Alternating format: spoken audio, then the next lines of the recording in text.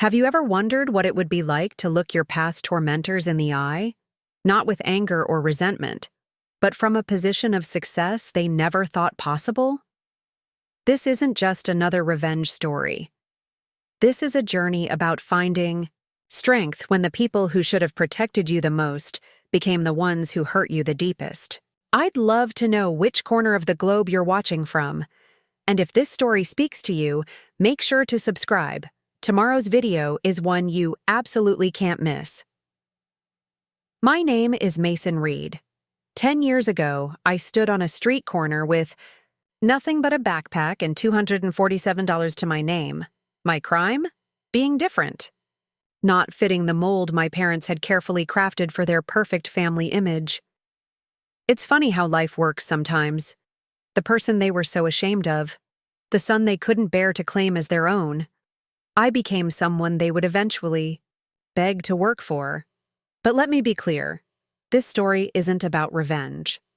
It's about redemption, perseverance, and finding your own path when the one laid out for you crumbles beneath your feet. Let me take you back to where it all began. Westlake, Ohio was the kind of suburban paradise where everyone's lawn was perfectly manicured and family secrets stayed behind closed doors. In our brick colonial on Maple Drive, appearances weren't just important to the Reeds, they were everything.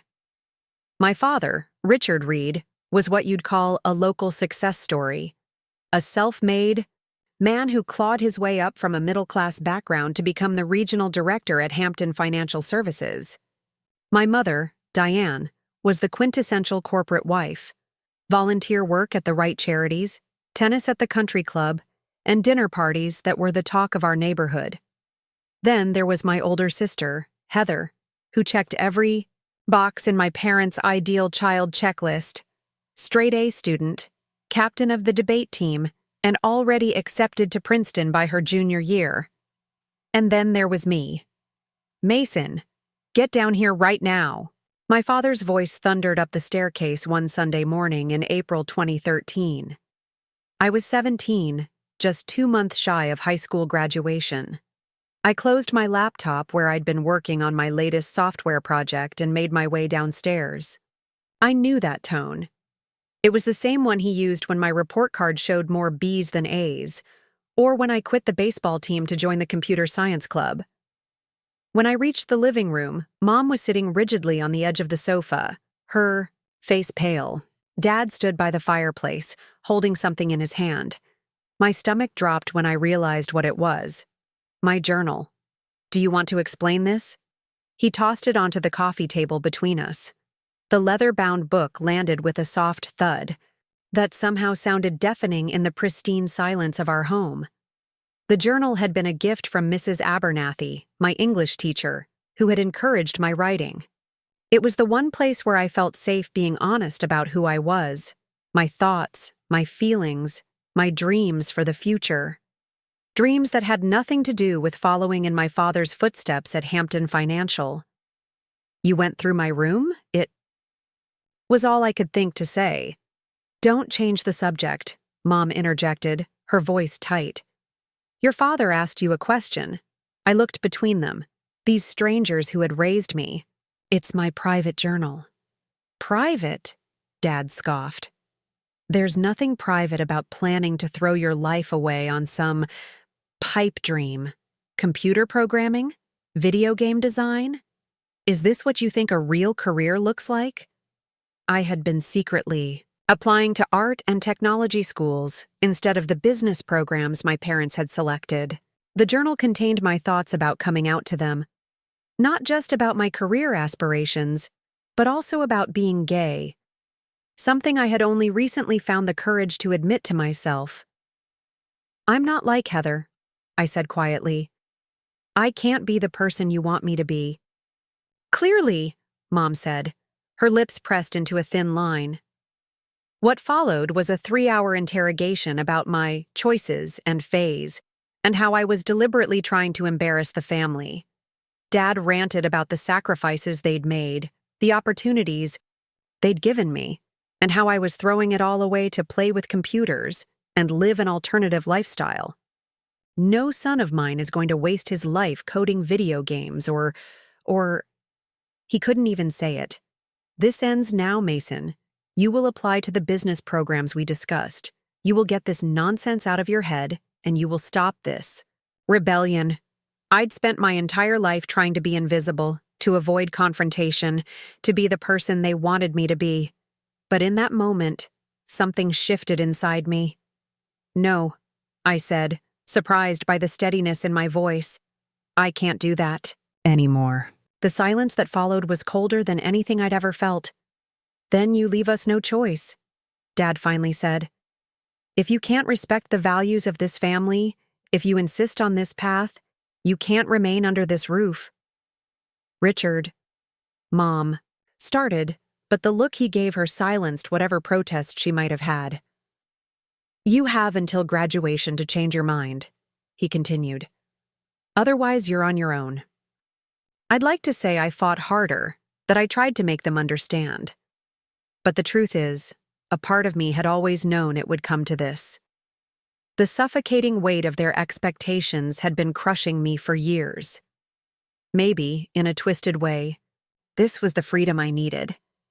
The next 2 months were a silent war. They continued to talk about Princeton and business school at dinner as if our confrontation had never happened. I continued working on my coding projects late into the night, applying for scholarships, and finalizing my plans. We existed in parallel universes under the same roof. Graduation day came faster than I expected. I sat with my classmates in blue caps and gowns, watching parents beam with pride as names were called. When Mason Reed echoed through the speakers, I heard only a smattering of applause from the teachers who had seen something in me that my own parents couldn't. Mrs. Abernathy, my English teacher, squeezed my shoulder as I passed. Your voice matters, Mason. Don't ever forget that. Mr. Kaminsky, my computer science teacher, slipped me a business card. My brother runs a tech startup in Chicago. Call him. Tell him I sent you. The graduation party at our house was a Broadway performance worthy of Broadway. My parents entertaining their friends, showing off Heather's Princeton acceptance letter, everyone congratulating me on a future I had no intention of pursuing. No one seemed to notice or care that my belongings were already packed in boxes hidden in my closet. That night, after the guests had left and the house had gone quiet, Dad came to my room.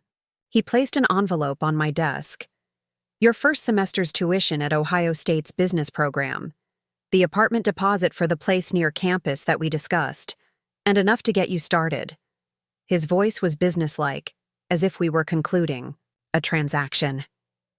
I've scheduled a meeting with my colleague in the economics department next Tuesday. He's expecting you.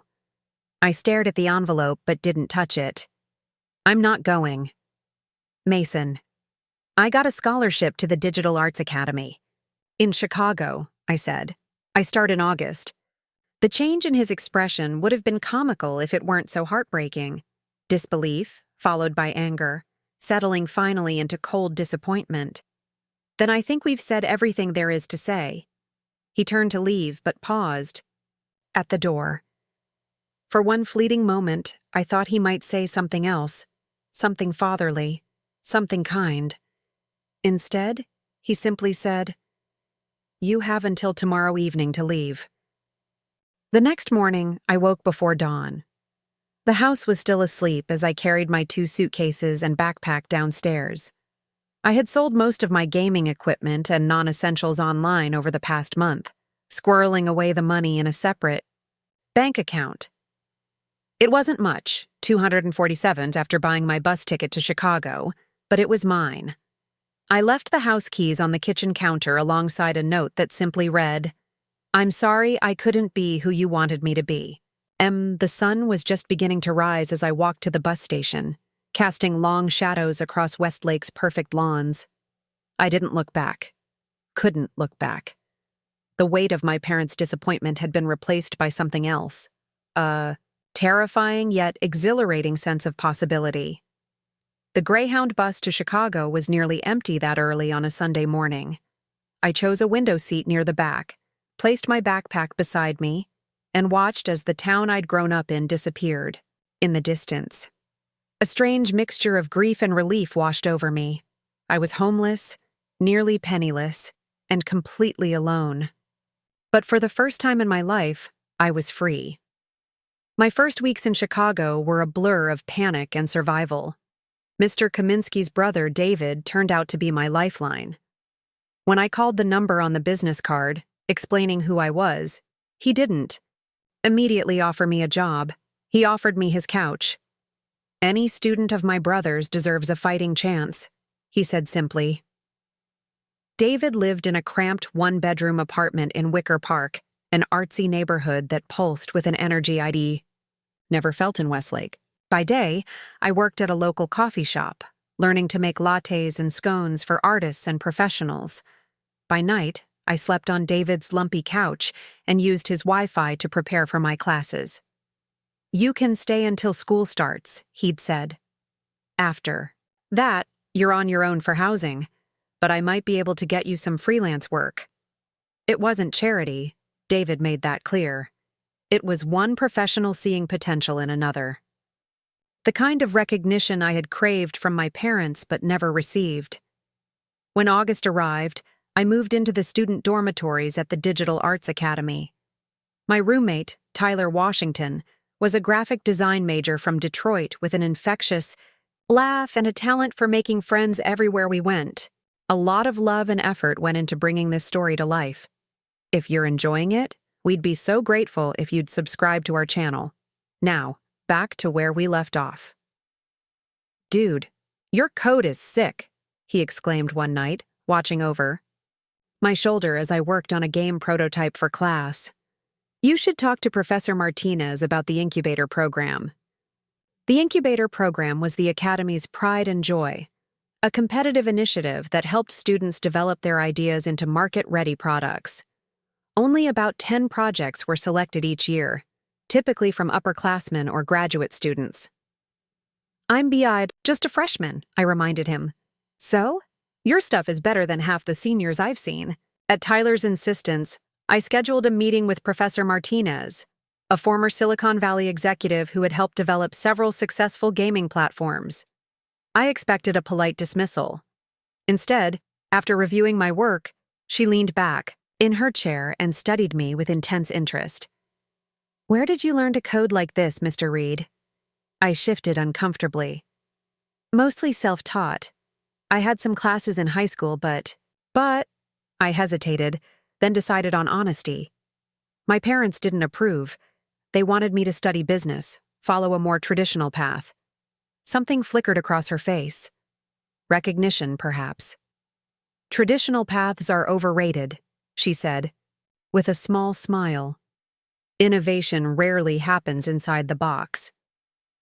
2 weeks later, my game concept, Parallax, was accepted into the incubator program, the only freshman project selected that year. It was a puzzle platformer that allowed players to shift between parallel realities to solve increasingly complex challenges. In retrospect, perhaps the concept wasn't as subtle as I thought. The program paired me with industry mentors and provided resources I could never have accessed on my own. For the first time, I felt like my differences weren't flaws to be corrected, but strengths to be leveraged. My perspective, my approach to problem solving, the very things my parents had tried to change about me. These became my greatest assets. I didn't call home. Not on Thanksgiving, not on Christmas, not on birthdays. Sometimes I'd pick up my phone, scroll to their contact information, hover my thumb over the screen, and then put it away. What would I say? That they had been right to doubt me? That I missed them despite everything? That some nights I still woke up in a cold sweat, dreaming I was back in that suffocating house, trapped by their expectations? Instead, I channeled everything into my work. While other students partied or went home for holidays, I stayed in the lab, refining my game, learning new programming languages, building a portfolio that would speak for me when words failed. By the end of my freshman year, Parallax had won the Academy's Innovation Award, catching the attention of several small gaming studios. One of them, Horizon Games, offered me a summer internship that paid enough for me to afford a tiny studio apartment with Tyler instead of returning to the dorms. To Mason Reed, future gaming mogul. Tyler toasted with cheap champagne the night. We moved in. May your code always compile on the first try. I laughed, but something about his words struck a chord. Future gaming mogul. Was that who I wanted to be?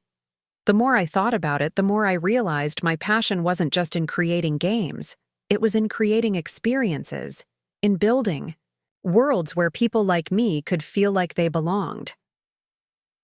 That summer at Horizon Games transformed my understanding of the industry. I wasn't just a coder anymore.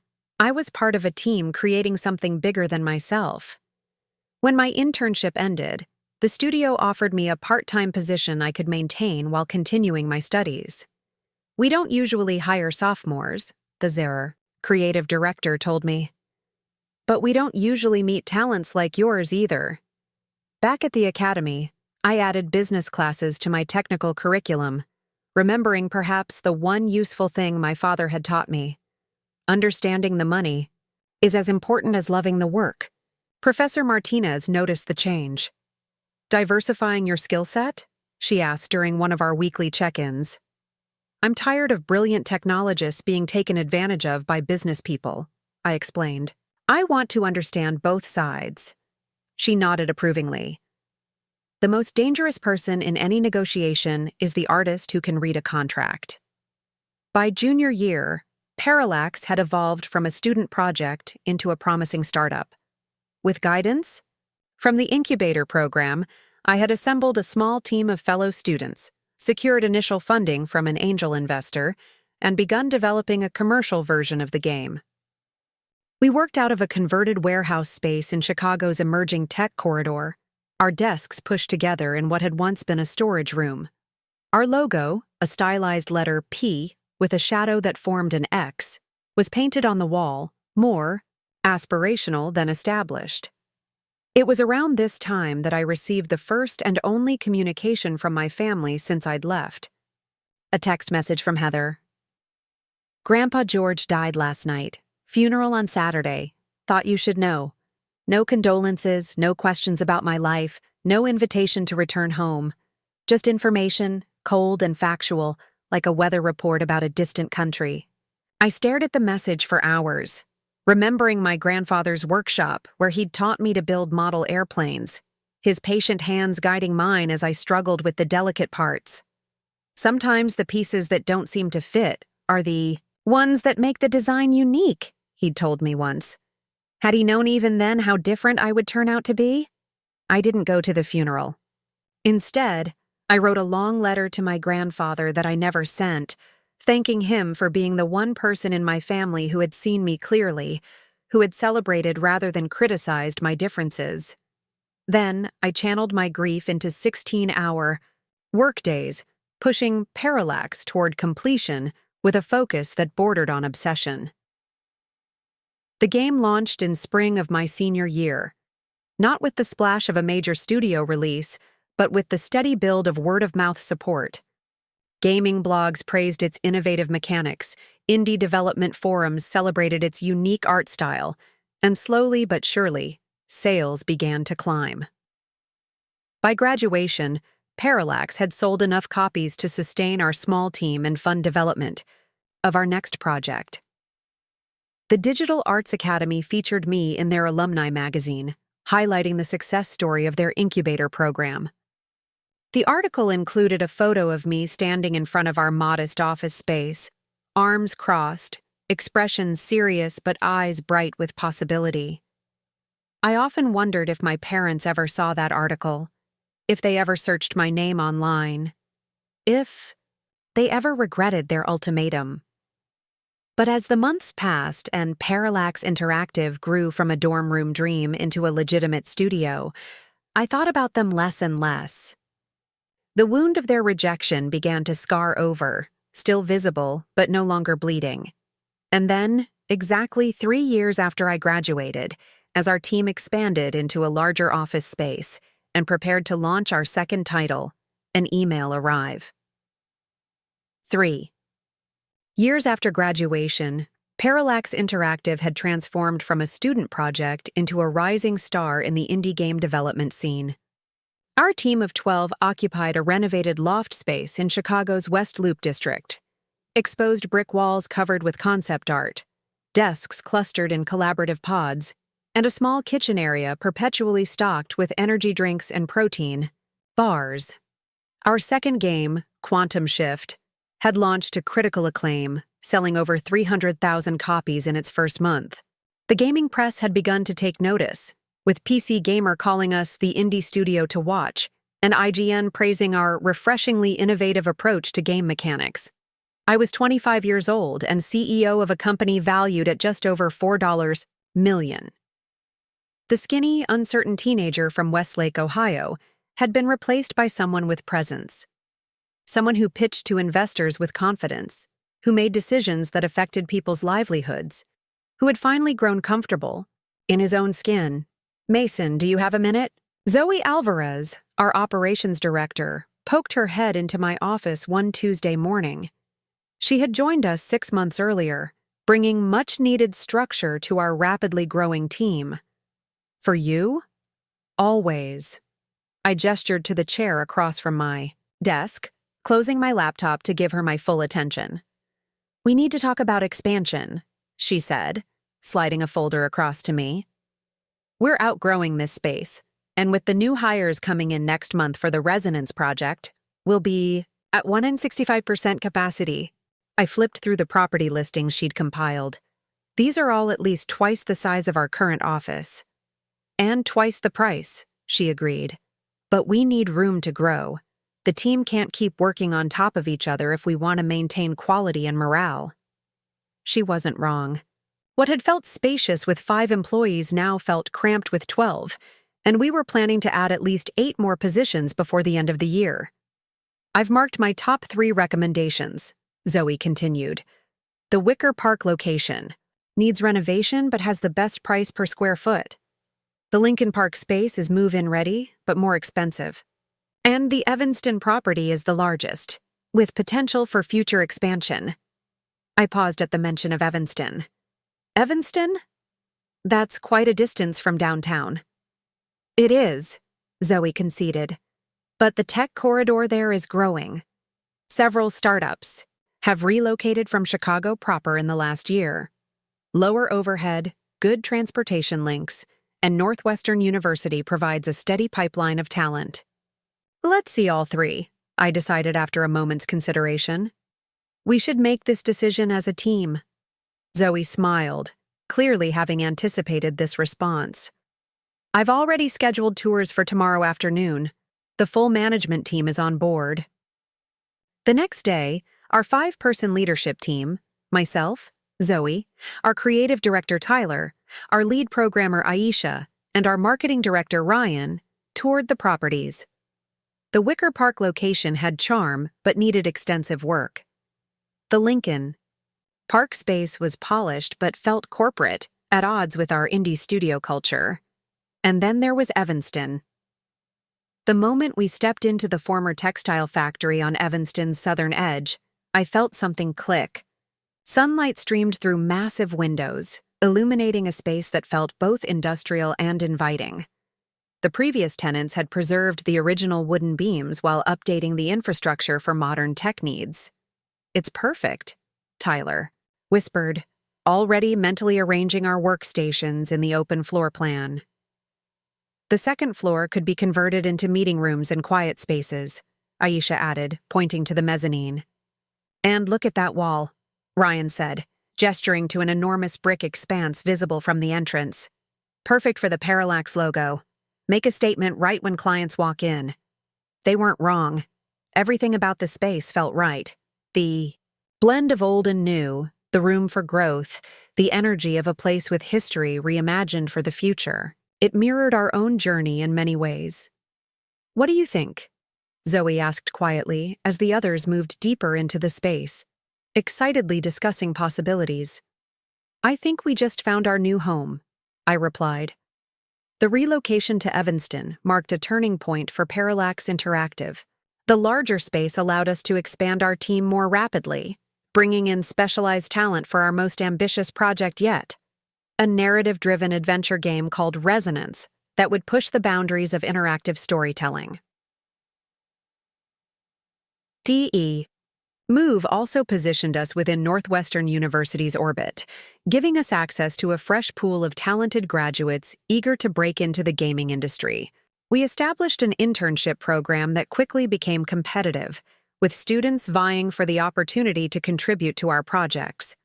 One such intern was Ellie Chen, a computer science major with a minor in creative writing, a combination that perfectly suited our needs for resonance. She had impressed me during her interview with her thoughtful analysis of narrative structure in games and her portfolio of experimental gameplay mechanics. "What drew you to Parallax?"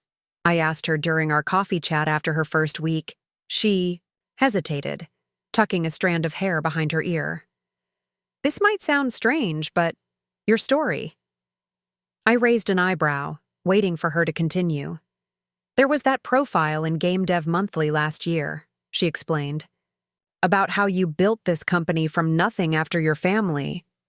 She trailed off, clearly uncertain if she'd overstepped.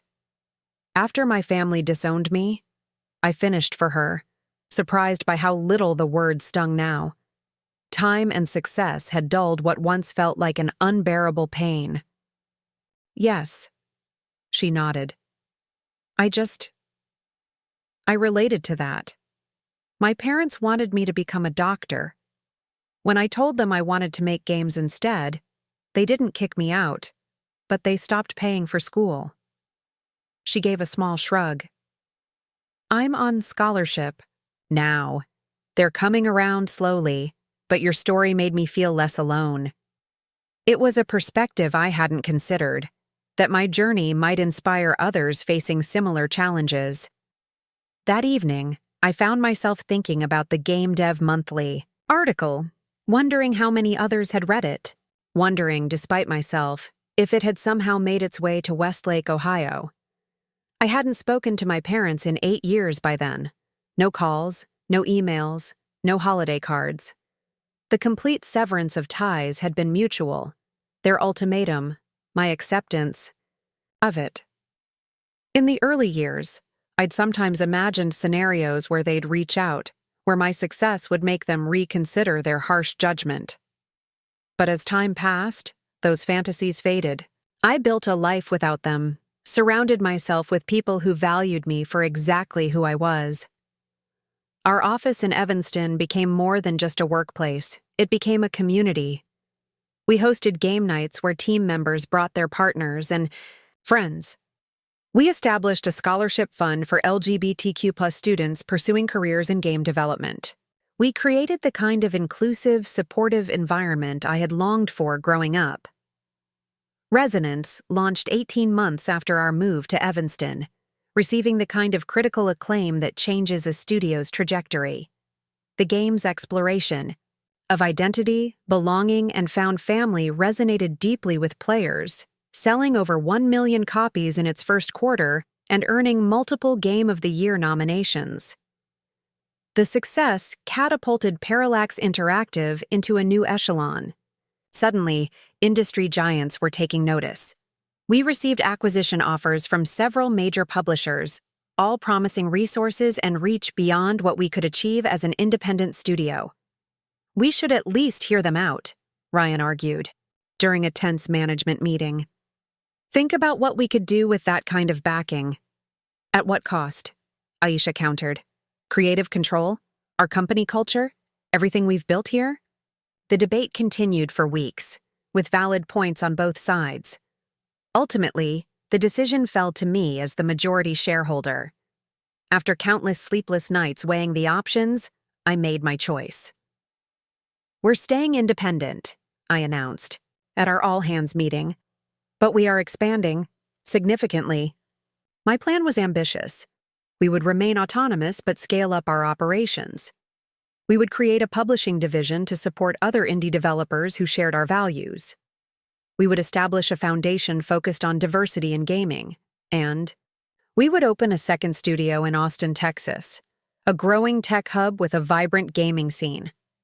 This means we'll be recruiting heavily, I explained to the team, doubling our headcount over the next 18 months. So if you know talented people who align with our mission, now's the time to bring them on board.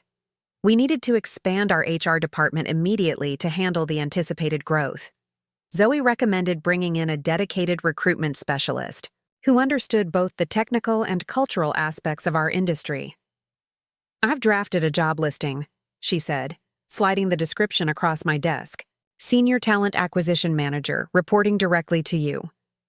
This person will be crucial for maintaining our company culture as we scale.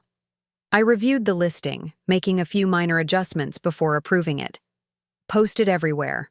LinkedIn, industry job boards, the works. We need to cast a wide net.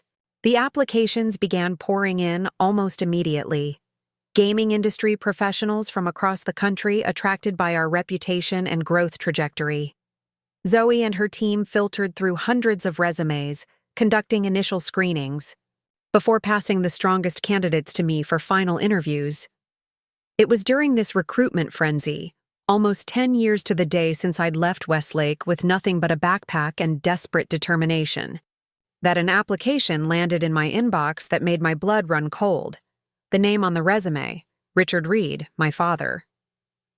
My first instinct was that it had to be a mistake, a coincidence, someone with the same name.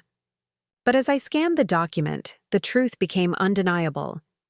Hampton Financial Services in Westlake, Ohio. Northwestern MBA. Member of the Westlake Country Club. According to his cover letter, Richard Reed had spent the past 20 years in corporate finance but was seeking a more dynamic environment in a growth industry. He highlighted his experience in mentoring young professionals and building strong teams, phrases that made me let out a bitter laugh. Attached to the application was a note from Zoe. Impressive financial background, worth interviewing despite limited tech industry experience? She couldn't have known, of course. In all our years working together, I'd shared only the barest outlines of my family history. Estranged was the word I used when the topic came up, changing the subject before anyone could press for details.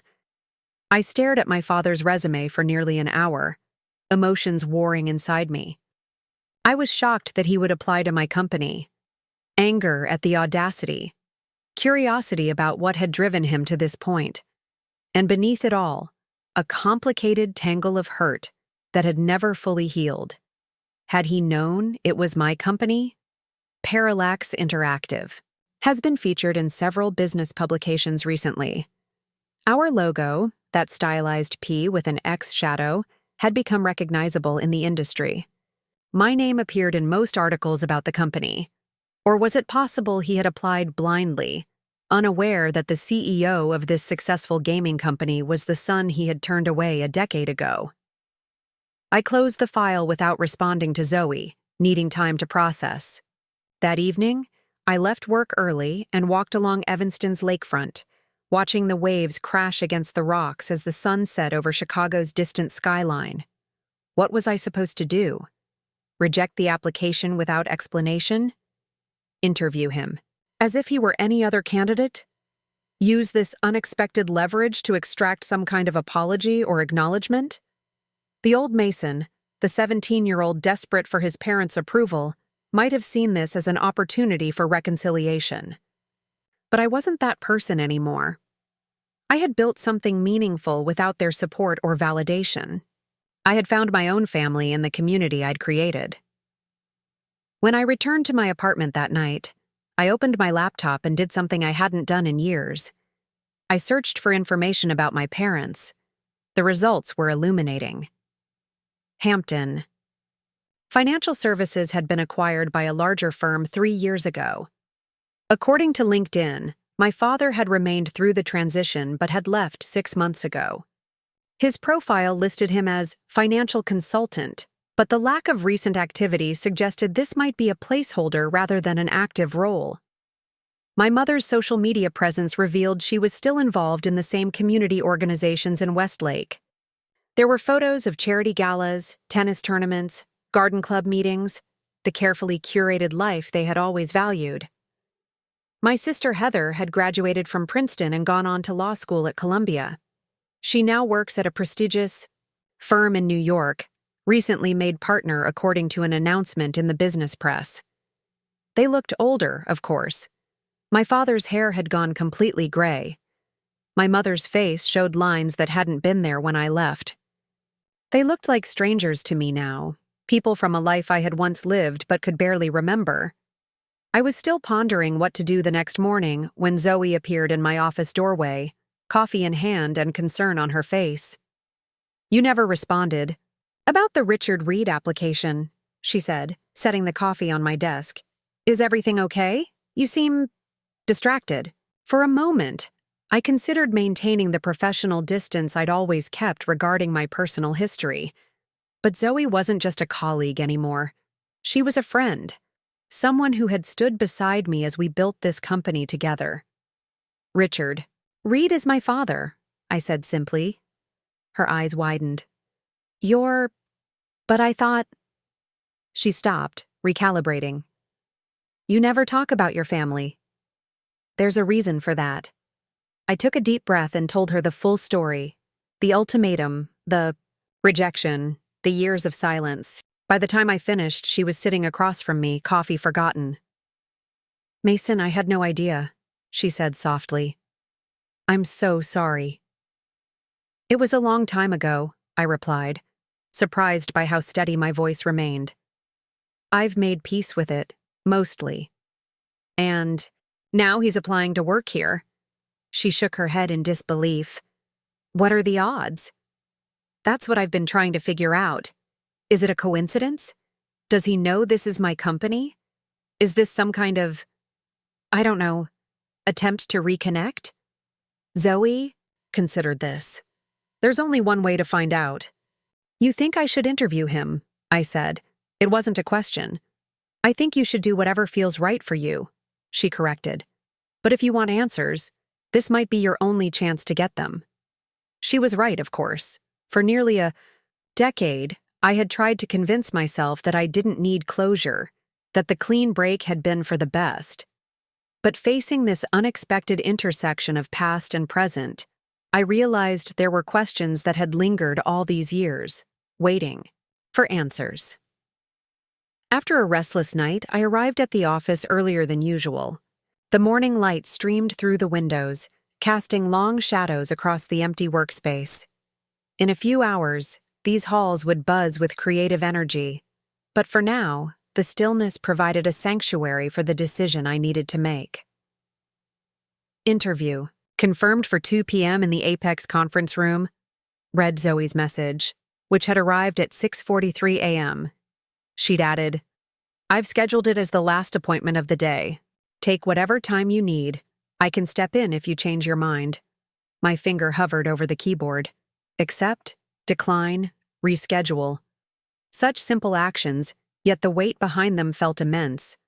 I clicked accept, then closed my laptop before I could reconsider. Some confrontations couldn't be postponed indefinitely. By noon, the familiar rhythm of the office had helped steady my nerves. I immersed myself in review meetings for the Austin studio launch, provided feedback on concept, art for our upcoming project, and finalized arrangements for next month's game convention.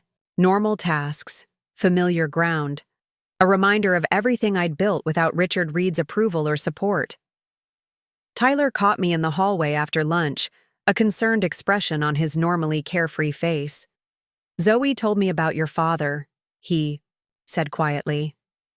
"Are you sure you want to do this? I could sit in as moral support." "I appreciate that," I replied, genuinely touched. "But this is something I need to handle alone." "At least let me take you for drinks after," he insisted. "Whatever happens, you shouldn't be alone tonight."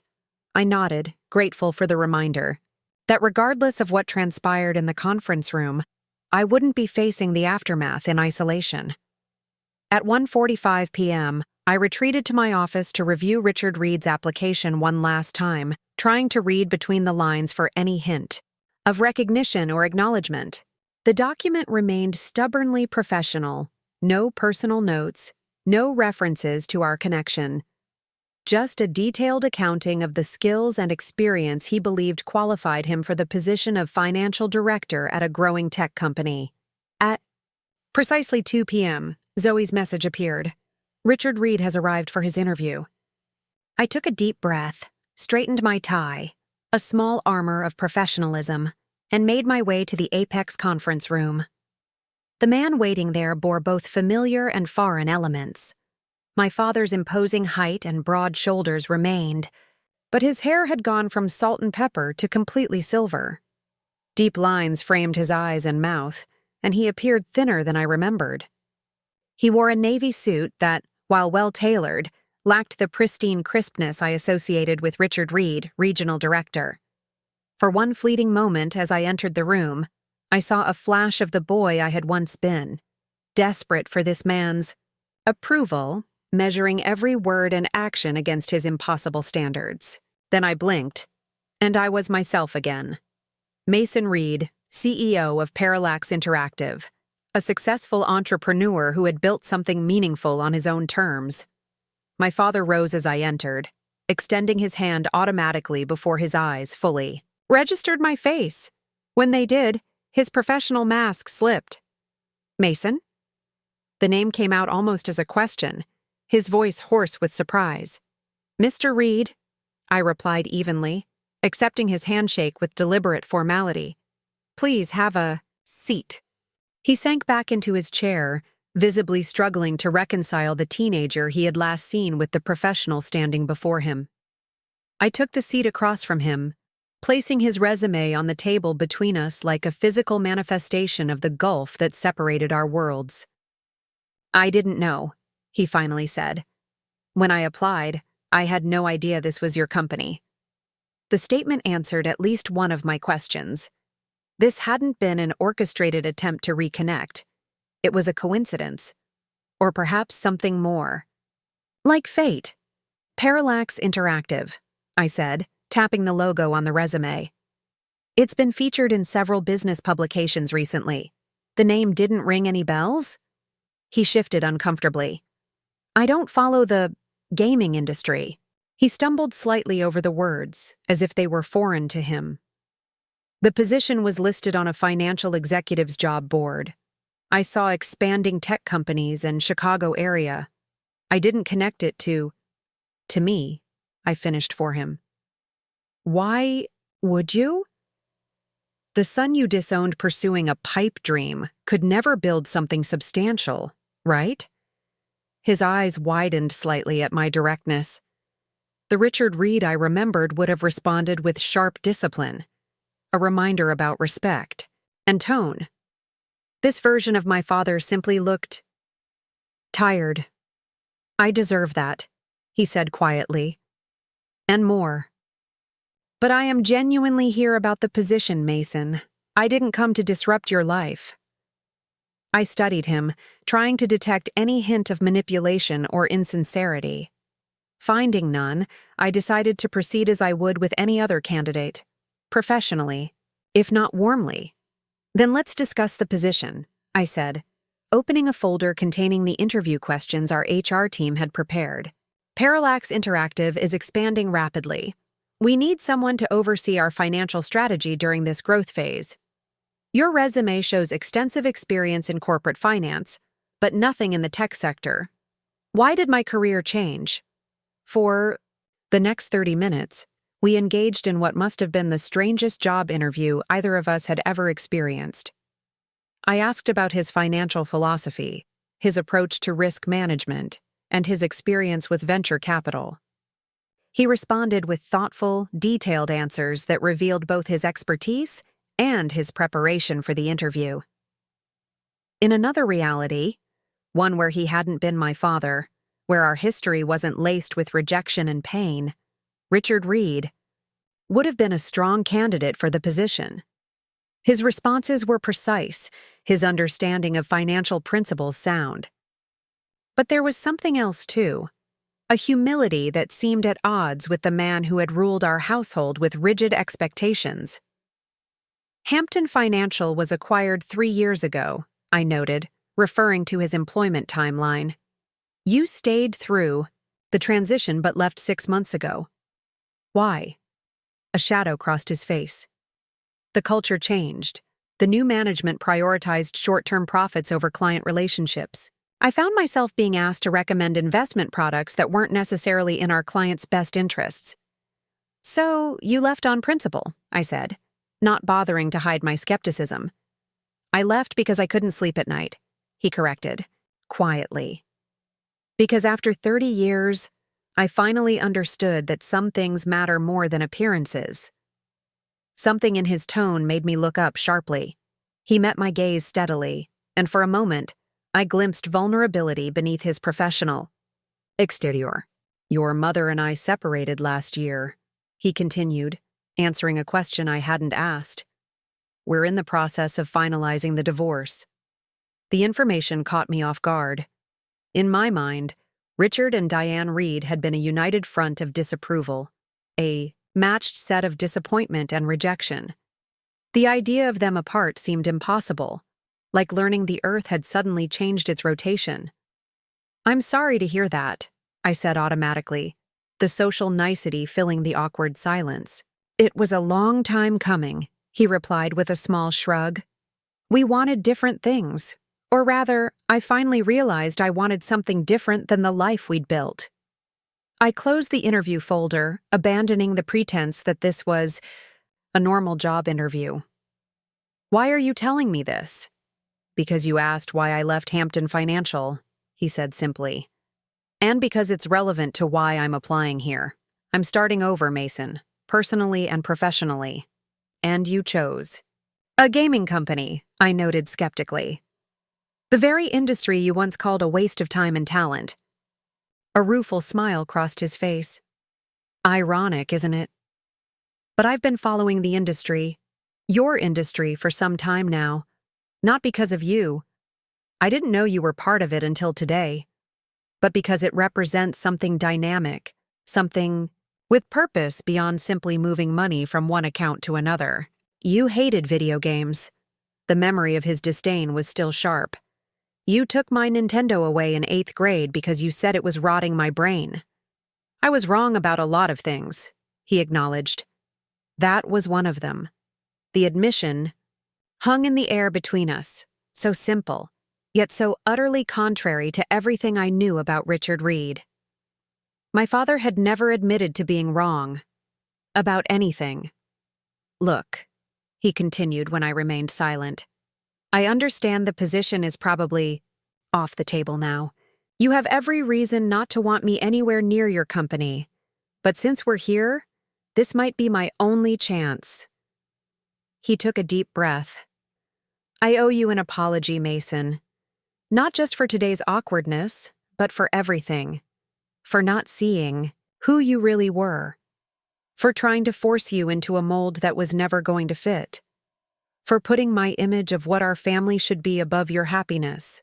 I had imagined this moment countless times over the years. My father acknowledging his mistakes, expressing regret for the ultimatum that had severed our relationship. In those fantasies, his apology had always felt like victory, like vindication. The reality felt more complicated. It took you 10 years to reach that conclusion? I asked, unable to keep the edge from my voice. No, he said, his gaze direct. It took me about 2 years. The other 8 were spent trying to work up the courage to find you. He hesitated. I did look for you, Mason. After things settled, your mother insisted we give you space, that you'd come back when you were ready. When you didn't, you thought I'd come crawling back? I asked incredulously. I thought you'd need help, he corrected. Financial support, at least. When I finally tracked down your school records, I learned you'd received a full scholarship. When I contacted the university discreetly a year later, they informed me you were thriving academically.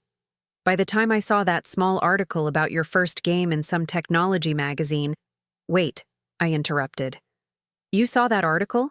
About Parallax? He nodded. Your mother was cleaning out the attic and found a box of your old gaming magazines. I started reading them, trying to, I don't know, understand the world you had chosen over ours. There was a section on promising new indie games. Your name jumped out at me. A sad smile crossed his face. I bought a copy, you know. Couldn't figure out how to play it worth a damn, but I could see it was something special. The image of my father, the man who had once dismissed my passion as childish and impractical, struggling through my game was almost impossible to process. And Heather? I asked, suddenly curious about my sister. Does she know you're here?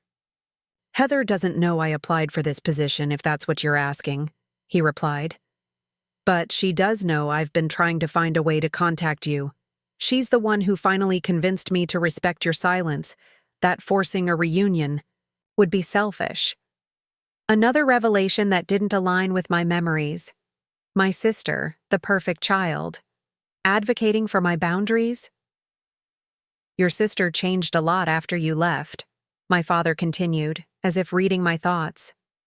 She was angry with us, with me especially, for a long time. She only started speaking to me again last year after the separation. The conference room suddenly felt too small, too confined for the emotions threatening to overwhelm me. I stood abruptly, needing space, needing air. I think we've covered enough for today, I said, gathering the interview materials with hands that weren't quite steady. Our HR team will be in touch about next steps. If he was disappointed by the abrupt conclusion, he didn't show it. He simply nodded and rose, collecting his portfolio with deliberate movements. Thank you for your time, Mason. Whatever you decide about the position, it was good to see you, to see what you've built here. It's impressive. The compliment, delivered without qualification or comparison, was so unlike the father I remembered that it momentarily left me speechless. By the time I found my voice again, he was already at the door. Dad? I called, the term feeling foreign on my tongue after so many years. He turned, surprise evident in his expression. Have you kept in touch with Mr. Kaminsky, my old computer science teacher? He blinked, clearly thrown by the question. No, not specifically. I still run into people from Westlake occasionally, but I don't recall seeing him. I nodded, not explaining that Mr. Kaminsky had been my lifeline when I'd first arrived. In Chicago, that his brother's couch had been my first bed in this city, that without that small act of kindness from a teacher who believed in me, Parallax Interactive might never have existed. Just curious, I said instead. Goodbye, Mr. Reed. Goodbye, Mason, he replied softly. Then he was gone, the door closing quietly behind him. I remained in the conference room long after he'd left, staring out the window at the Evanston skyline as afternoon faded into evening. The interview had answered some questions, but raised countless others, leaving me with a tangle of emotions I couldn't easily sort through.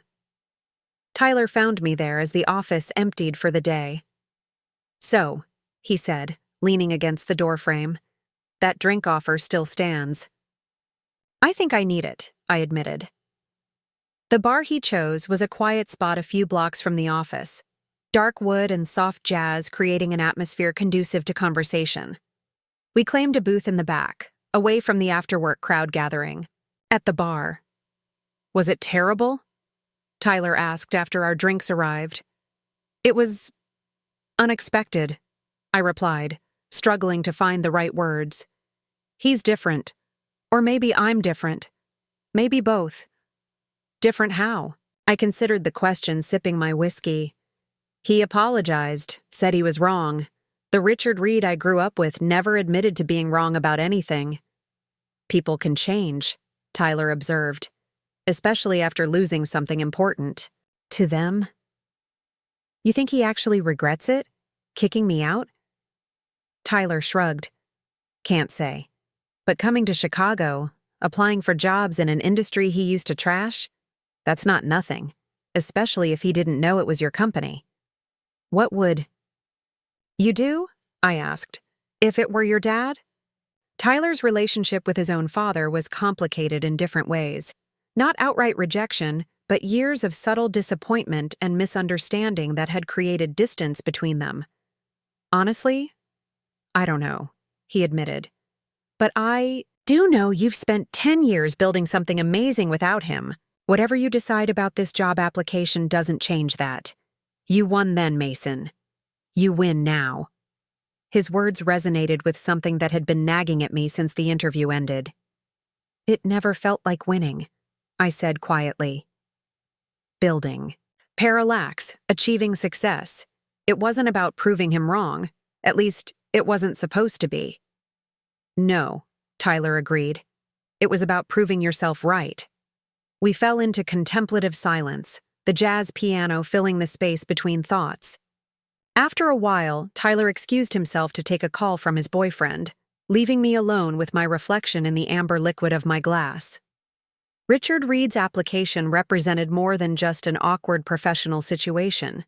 It was a crossroads, a moment that could either reinforce the walls I'd built around my past or begin to dismantle them. The decision before me wasn't just about whether to hire my father. It was about whether I was willing to revisit a chapter of my life I'd worked so hard to close. My phone buzzed with a text from Zoe. "Everything okay? Need anything?" I started to type a reassurance but paused, erasing it in favor of a different message. "Can you pull the applications for the other financial director candidates? I want to review them tonight." Her response came quickly. "Already on your desk. Take care of yourself, Mason." Back at my apartment that evening, I spread the applications across my dining table, 6 candidates including my father. On paper, at least 3 were more qualified for the specific needs of a growing tech company. One had extensive experience with gaming industry financials. Another had helped guide 2 startups through successful IPOs. Yet I kept returning to Richard Reed's application, to the careful notes I'd taken during our strange interview. There was something compelling about his responses, about the way he'd acknowledged the limitations of his experience, while emphasizing his willingness to learn, about his apparent commitment to ethical financial practices, even at personal cost. If he hadn't been my father, if he had been any other candidate with a strong financial background seeking to transition industries, would I have given him serious consideration? The honest answer was probably yes. But he wasn't any other candidate. He was the man who had given me an ultimatum that altered the course of my life. 3 days after the interview with my father, I still hadn't made a decision. The stack of candidate files sat on my desk, each representing a safer, less complicated choice than Richard Reed. I'd reviewed their qualifications repeatedly, trying to focus solely on professional merits, but my thoughts kept returning to that strange conversation in the Apex conference room. "The Austin property survey results are in," Zoe announced, entering my office with a thick folder. "Everything looks good, but they've found some infrastructure issues that might increase renovation costs." "How much?" I asked, grateful for the distraction. Initial estimates suggest an additional $300,000, potentially more depending on what they find behind the walls. She took a seat across from me. "Tyler's already working with the contractors on alternatives, but we should prepare for budget adjustments." I nodded, processing this new complication to our expansion plans. "We'll need to revisit the financial projections. What's our timeline looking like now?" "That's the other thing," Zoe said, her expression tightening. "The owners have moved up our decision deadline. They've received another offer." "We already have a verbal agreement," I reminded her. "Which isn't binding in Texas real estate law," she countered. "They're giving us 72 hours to finalize, or they're entertaining the other bid." The pressure of expansion was mounting precisely when I needed mental clarity for the financial director decision. These compounding challenges made me acutely aware of how much Parallax needed experienced financial leadership. Someone who could navigate complex negotiations and capital allocation during rapid growth. "What about the financial director candidates?" Zoe asked, as if reading my thoughts. "Any decision yet?" I tapped the files on my desk. "Still evaluating. On paper, Takahashi has the most relevant experience with tech startups. Andrews brings strong venture capital connections. And Reed? She asked carefully. I sighed, leaning back in my chair. That's complicated. Because he's your father or because he doesn't have tech industry experience? Both, I admitted. Though his corporate finance background is actually quite strong. Zoe studied me for a moment. You know, if this were any other candidate with his qualifications, you'd have included him in the second-round interviews without hesitation. Her observation hit uncomfortably close to the truth. Was I being unfair to Richard Reed as a candidate because of our history? Or was I subconsciously giving him special consideration because some part of me still craved his approval? Schedule second interviews with all three, I decided. Let's see how they interact with the leadership team before making any decisions. Zoe nodded, but her expression remained concerned. Mason, whatever you decide about your father professionally, have you considered what it means personally? Having him here, in your company, after everything that happened? Constantly, I replied with a rueful smile. But I still don't have an answer. After Zoe left, I found myself unable to focus on work. The question she'd raised had been haunting me since the moment I recognized my father in that conference room. Could I separate my professional evaluation of Richard Reed from our painful history? Should I even try? On impulse, I pulled up the contact information from his application and sent a text message. Are you available to continue our conversation this evening?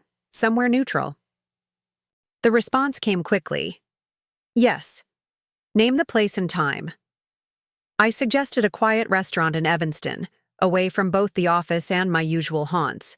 Somewhere we could talk without the professional constraints of an interview or the painful memories that might surface in a more private setting. The restaurant was half empty when I arrived, its subdued lighting and well-spaced tables providing the discretion I'd hoped for. My father was already there, dressed casually in a navy sweater that softened his usually formal appearance. He stood as I approached, his expression a careful blend of hope and uncertainty. Thank you for agreeing to meet, I said, taking the seat across from him. I'm glad you reached out, he replied, his voice conveying a sincerity I was still getting used to. I wasn't sure you would. A server took our drink orders, scotch for him, bourbon for me, and we fell into an awkward silence as we studied our menus. When the drinks arrived, I took a fortifying sip before addressing the questions that had driven me to arrange this meeting. At your interview, you mentioned leaving Hampton Financial on principle, I began. That doesn't sound like the Richard Reed I remember. He acknowledged this with a slight nod. The Richard Reed you remember wouldn't recognize the man I am now either. He took a careful sip of his scotch. People can change, Mason. Sometimes because they want to, sometimes because life forces them to. And which was it for you? Both, he admitted. After the acquisition, Hampton became ruthless. New management pushed us to recommend investment products that primarily benefited the firm, not our clients. The old Richard Reed would have adapted, found justifications, prioritized his career advancement. His expression hardened momentarily. Instead, I found I couldn't look at myself in the mirror anymore. So you left. I left, he confirmed, walked away from a partnership track position and a substantial year-end bonus. Your mother couldn't understand it, called it a self-destructive midlife crisis. Is that why you separated? I asked, venturing into more personal territory. He considered this, choosing his words carefully. That was the catalyst, but the fractures had been forming for years. After you left, he paused, pain flickering across his face. After we drove you away, things were never the same. We just pretended they were. How so? Heather stopped coming home except when absolutely necessary. Family gatherings became performances where everyone avoided mentioning your name. Your mother threw herself into community work and social events. I worked longer hours. He shook, his head ruefully. We constructed a perfect facade while everything crumbled beneath it. The portrait he painted was both familiar and foreign, the same emphasis on appearances that had defined my childhood, but now revealed as the hollow shell it had always been. Your sister was the only one brave enough to call us out, he continued. She accused us of caring more about what the neighbors thought than about our own son's happiness. She was right, of course. Heather said that? I asked, struggling to reconcile this with my memories of my rule-following, achievement-oriented sister. Many times, and with increasing vehemence as the years passed. A hint of pride colored his voice. She became quite the advocate, even changed her focus in law school to civil rights issues. This revelation stunned me. The Heather I remembered had been set on corporate law since middle school. Her path, as carefully planned as mine, had been uncertain. She'd love to hear from you, my father added cautiously. When you're ready, if you're ever ready. I nodded non-committally, not yet prepared to consider another family reunion. You said you looked for me, after I left. Not right away, he admitted with evident regret. Your mother insisted we give you space, said you'd come home when you got this rebellion out of your system. The bitterness in his tone suggested he now recognized the flawed reasoning. By the time I realized, you weren't coming back, you disappeared completely. I wasn't hiding, I pointed out. I was at the Digital Arts Academy, under my own name. A school we never would have thought to check, he acknowledged. We were looking at business programs, traditional universities, the places we'd always assumed you'd go. He shook his head. Even our search for you was constrained by our narrow view of who you should be. The admission hung between us, a recognition of how fundamentally they had misunderstood me, even in their belated concern. When did you first learn about parallax? I asked, curious about when my professional success had entered his awareness. About 5 years ago, he replied. There was a small write-up in a business magazine about promising startups. I recognized your name and the game concept. It reminded me of those elaborate worlds you used to create in your notebooks. His expression softened at the memory. I bought a copy of Parallax that weekend. Couldn't figure out how to play it worth a damn, but I could see it was something special. The image of my father, the man who had once dismissed my passion as childish and impractical, struggling through my game was difficult to reconcile with my memories. Did you ever consider reaching out then? I asked. Every day, he said quietly. I drafted dozens of emails, picked up the phone more times than I can count. But what right did I have to intrude on the life you'd built without us? After what? We'd done? His restraint surprised me. The Richard Reed I remembered would have barged back into my life, confident in his authority and expecting accommodation. So you just watched from afar? As much as I could. He nodded. I followed industry news about Parallax, read reviews of your games. I even created a Twitter account to follow the company's updates. A faint smile crossed his face. Your marketing director does excellent work, by the way.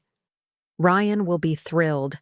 To hear that, I replied automatically, still processing this image of my father secretly following my career from a distance. I'm not telling you this to earn forgiveness, Mason, he continued, his expression serious again, or to insinuate myself into your life. I applied to Parallax because the position matches my skills, and I was genuinely interested in the industry's financial dynamics. Finding out it was your company was unexpected. Overwhelming, actually. But not unwelcome?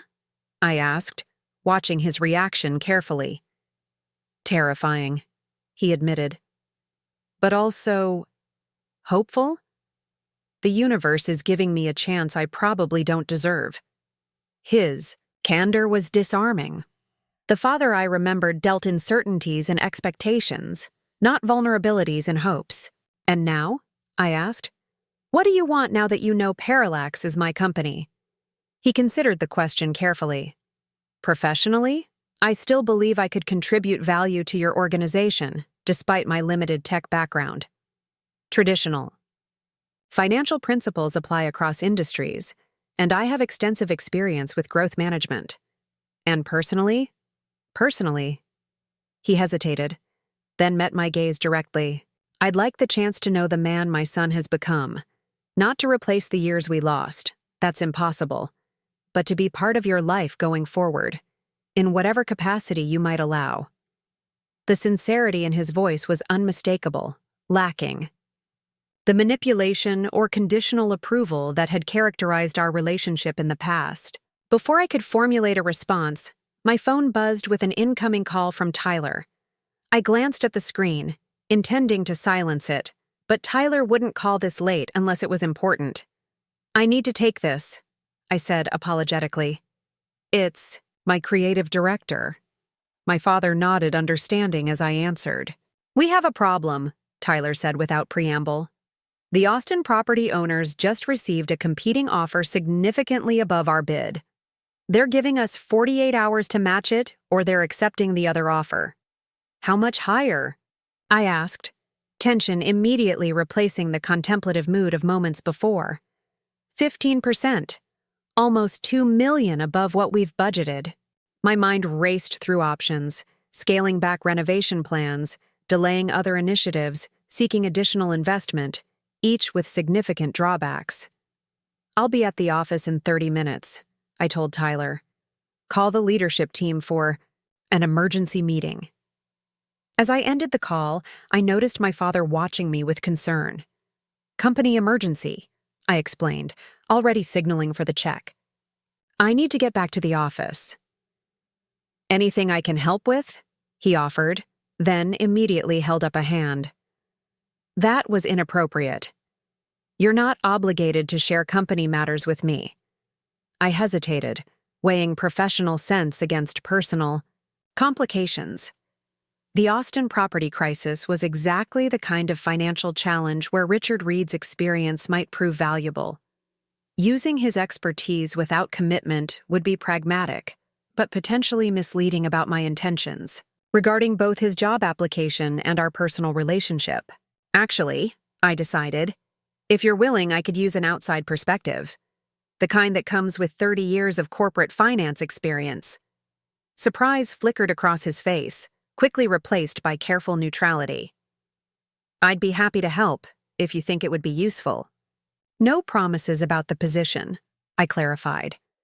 This doesn't guarantee anything, but your insight might help us navigate a time-sensitive situation.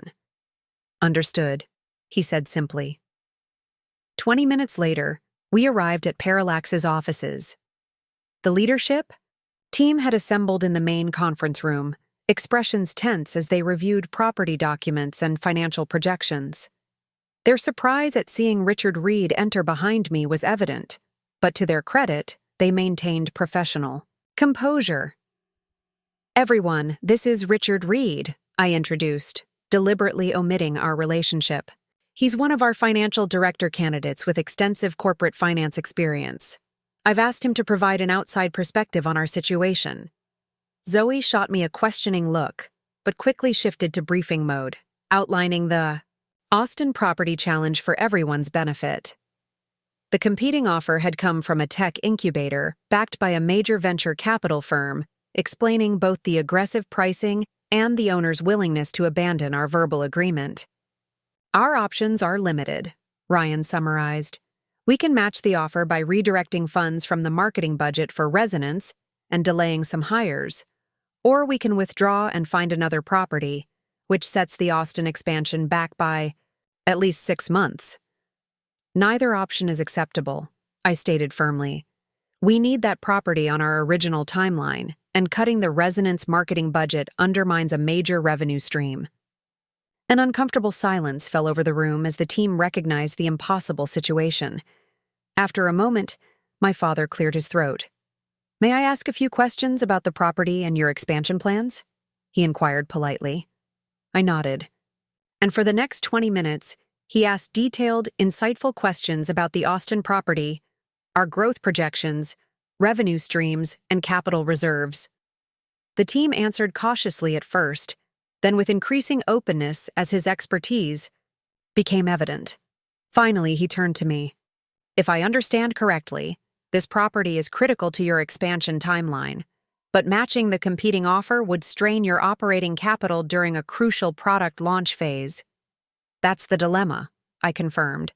Have you considered a third option? He asked. Instead of matching their purchase offer, propose a lease-to-own arrangement with a 2-year conversion option and first right of refusal if they receive another purchase offer. The suggestion hung in the air as we processed its implications. The owners get guaranteed income without waiting for another buyer, he continued, plus a committed purchase at a slightly higher valuation in 2 years after your new game has launched and generated revenue. You get immediate occupancy without depleting your capital reserves, and you secure the property long-term. Would they accept that? Aisha asked skeptically. They seem eager to sell now. Property investors typically value predictable long-term returns over immediate cash, my father explained. Position it correctly, and this arrangement could actually be more attractive than the competing all-cash offer, especially if the other buyer is a venture-backed entity with inherent stability risks. The team exchanged glances, clearly reassessing the situation in light of this alternative. It's worth exploring, Zoe acknowledged. We could structure the lease payments to align with our projected revenue increases from resonance, instead of front-loading the capital expenditure. I know a commercial real estate attorney who specializes in creative financing structures, my father offered. He could review your proposal before submission if that would be helpful. For the next 2 hours, we developed the lease-to-own proposal, identifying potential objections and building counter-arguments. My father's suggestions were consistently practical and insightful, drawing on experience with similar negotiations during his banking career. Around midnight, with a solid proposal drafted and ready for legal review, I called an end to the session. Get some rest, everyone. Zoe and I will finalize this in the morning and present it to the property owners tomorrow afternoon. As the team dispersed, their parting glances at Richard Reed contained newfound respect, mixed with lingering curiosity about his precise relationship to Parallax. I had deliberately maintained the professional framing, allowing his contributions to stand on their merit rather than introducing the complicated personal dimension. When only Zoe, Tyler, my father, and I remained, an awkward silence fell over the conference room. Thank you for your help tonight, I said formally. Your perspective was valuable. Happy to contribute, he replied with equal professionalism, gathering his notes. I should let you finish up here. As he prepared to leave, Tyler exchanged a meaningful look with me before addressing my father directly. That lease-to-own structure was brilliant. Where did you learn that approach? Hampton Financial handled several commercial property portfolios, he explained. Creative financing became necessary during the 2008 recession when traditional sales stalled, but businesses still needed operational space. Interesting, Tyler commented. Mason, doesn't Parallax own this building through a similar arrangement? We do, I confirmed, surprised by Tyler's sudden interest in our corporate structure. It's worked well for us. My father looked between us, clearly sensing the unspoken conversation happening beneath the surface. I should go, he said, nodding toward the door. You have important decisions to make. I'll walk you out, I offered, ignoring Tyler's raised eyebrow. We moved through the darkened office in silence, passing desks where our team would return in just a few hours. The space felt different at night, more intimate, the creative energy temporarily suspended but still present in the artwork that lined the walls, and the project boards filled with designs and notes. Your team is impressive, my father observed, as we waited for the elevator. The way they collaborate, how they respect each other's input, that doesn't happen by accident. No, I agreed. It doesn't. You built that, he said quietly. A culture where people feel valued and heard, where their differences strengthen the whole rather than dividing it. The pride in his voice was unmistakable. That's a rare achievement, Mason. The elevator arrived with a soft chime, breaking the moment. As he stepped inside, I made a decision. The second round of interviews is tomorrow at 2, I said. The leadership team will be evaluating all candidates together. He held the elevator door, studying my expression. Are you sure you want me there? After tonight, the team will have questions about our relationship. They will, I acknowledged, and I'll answer them honestly. But your application should be evaluated on its merits, just like any other candidate. He nodded slowly. Thank you for the opportunity. Whatever you decide, I'm proud of what you've accomplished here, Mason. I should have said that earlier. As the elevator doors closed between us, I realized how long I had waited to hear those words, and how much less they mattered now than they once would have. The validation I had desperately craved as a teenager felt almost irrelevant to the adult I had become. What mattered more was the genuine respect in his eyes when he looked at what I had built on my own terms.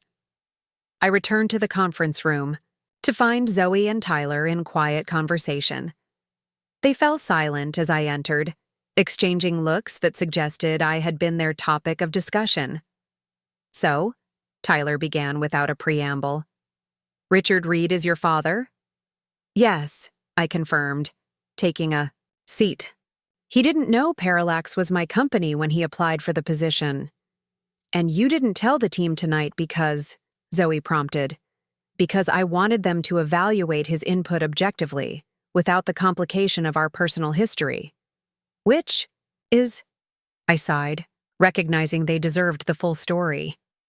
My parents kicked me out when I was 17 for being gay and wanting to study game design instead of business. We haven't spoken in 10 years until his job interview this week. The blunt summary hung in the air between us. Tyler whistled low under his breath while Zoe's expression shifted from surprise to understanding. That explains a lot, she said gently. Why you never mention family, why you work every holiday. And now he's interviewing to join your company. Tyler added. That's complicated. Very, I agreed. But tonight showed he has expertise that could benefit Parallax during our expansion. His suggestion about the property was solid, Zoe acknowledged. But Mason, working with family is challenging under the best circumstances. Working with a parent who rejected you? She shook her head. That's potentially toxic. I know, I said, rubbing my temples. Believe me, I know. What does he want? Tyler asked bluntly. Is this about the job or about reconnecting with you? Both, I think, I admitted. He says he regrets what happened, that he's changed. And have you forgiven him? Zoe asked quietly. The question stopped me short. Had I? Could I? I'm not sure. Forgiveness is the right framework, I said slowly. What happened shaped me, led me here, to Parallax, to all of you. I don't know if I would change that history even if I could. That's very zen of you, Tyler noted. But it doesn't answer the question of whether hiring him is good for Parallax or for you. The interviews tomorrow will help clarify that, I said, standing to signal an end to the conversation. Let's get some rest. Tomorrow will be intense. The next morning brought a flurry of activity as we finalized the lease-to-own proposal for the Austin property while preparing for the afternoon's financial director interviews. The team was professional, but curious, clearly wondering about the mysterious candidate who had appeared at last night's emergency session. At 1 o'clock, I gathered the leadership team in the conference room to explain the situation before the interviews began. I need to share something before we meet the final candidates, I began. Richard Reed, who assisted us last night, is my father. The revelation prompted surprised murmurs. We've been estranged for 10 years and only reconnected when he unknowingly applied for this position. I paused, letting this sink in. I've included him in the final interviews because his qualifications merit consideration, but I recognize this creates a complex situation. I want your honest evaluations of all candidates, based solely on what they can bring to Parallax. Shouldn't you recuse yourself from this decision? Ryan asked cautiously. I've considered that, I acknowledged. But as CEO, I need to be involved in hiring for this crucial role. What I can promise is that I'll give significant weight to your assessments, especially regarding my father's candidacy. The team seemed satisfied with this approach, and we proceeded with the interviews as scheduled. Janet Andrews presented first, polished, articulate, with impressive venture capital connections, but limited experience with creative industries. Hiroshi Takahashi followed with a compelling vision for managing growth in tech startups, drawing on his experience with 2 successful gaming companies. At precisely 2:00, my father entered the conference room. If he was nervous, it didn't show as he greeted the team professionally before launching into a presentation that acknowledged his unconventional background while emphasizing transferable skills. I won't pretend to understand game development, he stated candidly. That's your expertise, and I respect it tremendously. What I bring is 30 years of experience making financial decisions that balance growth ambitions with sustainable operations. He proceeded to outline how he would approach Parallax's expansion challenges, referencing specific aspects of our business model and growth plans that were demonstrated through research. When he addressed the leadership team's questions about his lack of tech industry experience, he was refreshingly honest. There's a learning curve I'd need to climb, he admitted. But a fresh perspective can be valuable. I see financial patterns across industries that might not be obvious to someone who's only worked in gaming.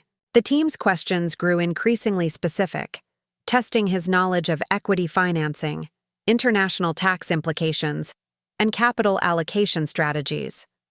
His responses were consistently thoughtful, drawing on concrete examples from his career, while acknowledging areas where he would need to develop deeper understanding.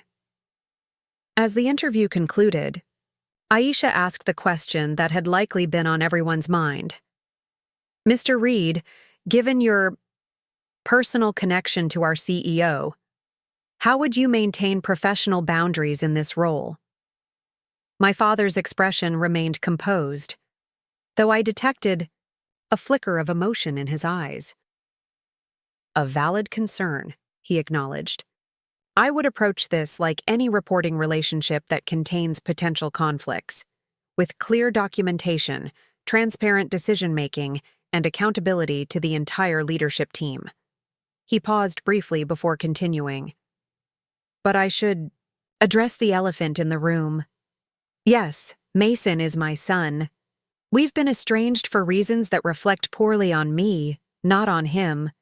If hired, I would never leverage that relationship in professional contexts. My role would be to serve Parallax Interactive's financial interests, not to advance any personal agenda.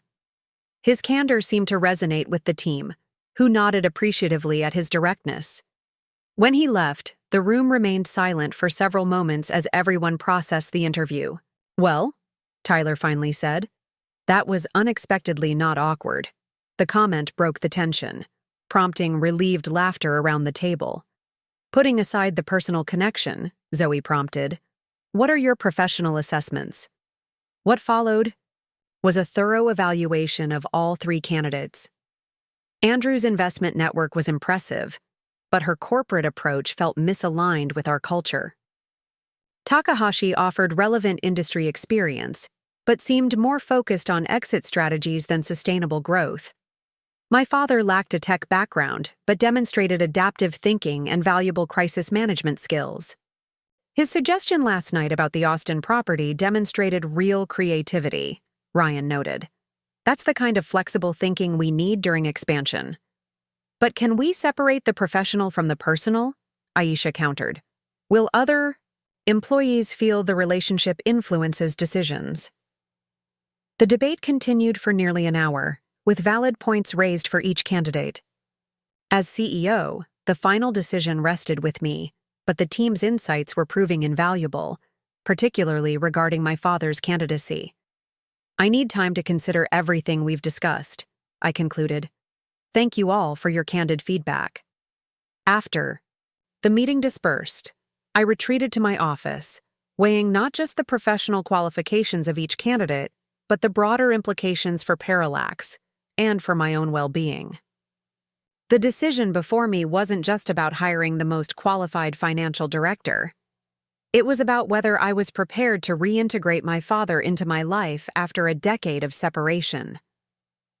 As evening approached, I found myself walking along Evanston's lakefront, watching waves crash against the shore as I contemplated the choice ahead.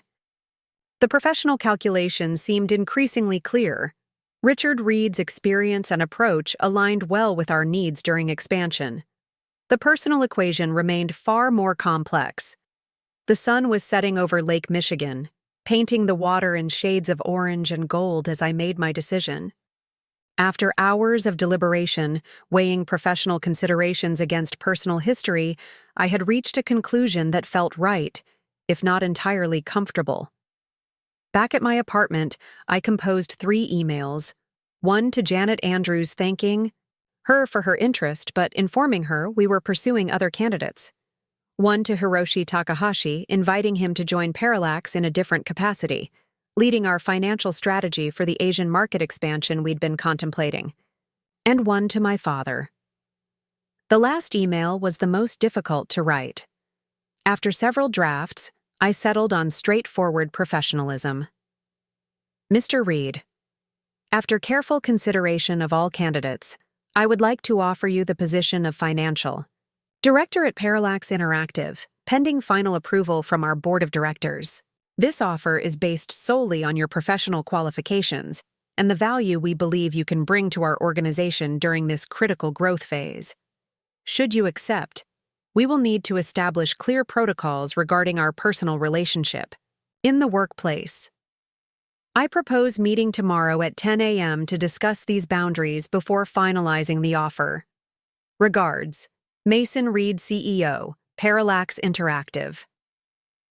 My finger hovered over the send button for several minutes before I finally pressed it. The decision was made. For better or worse, I had chosen to bring Richard Reed into the company I had built without him.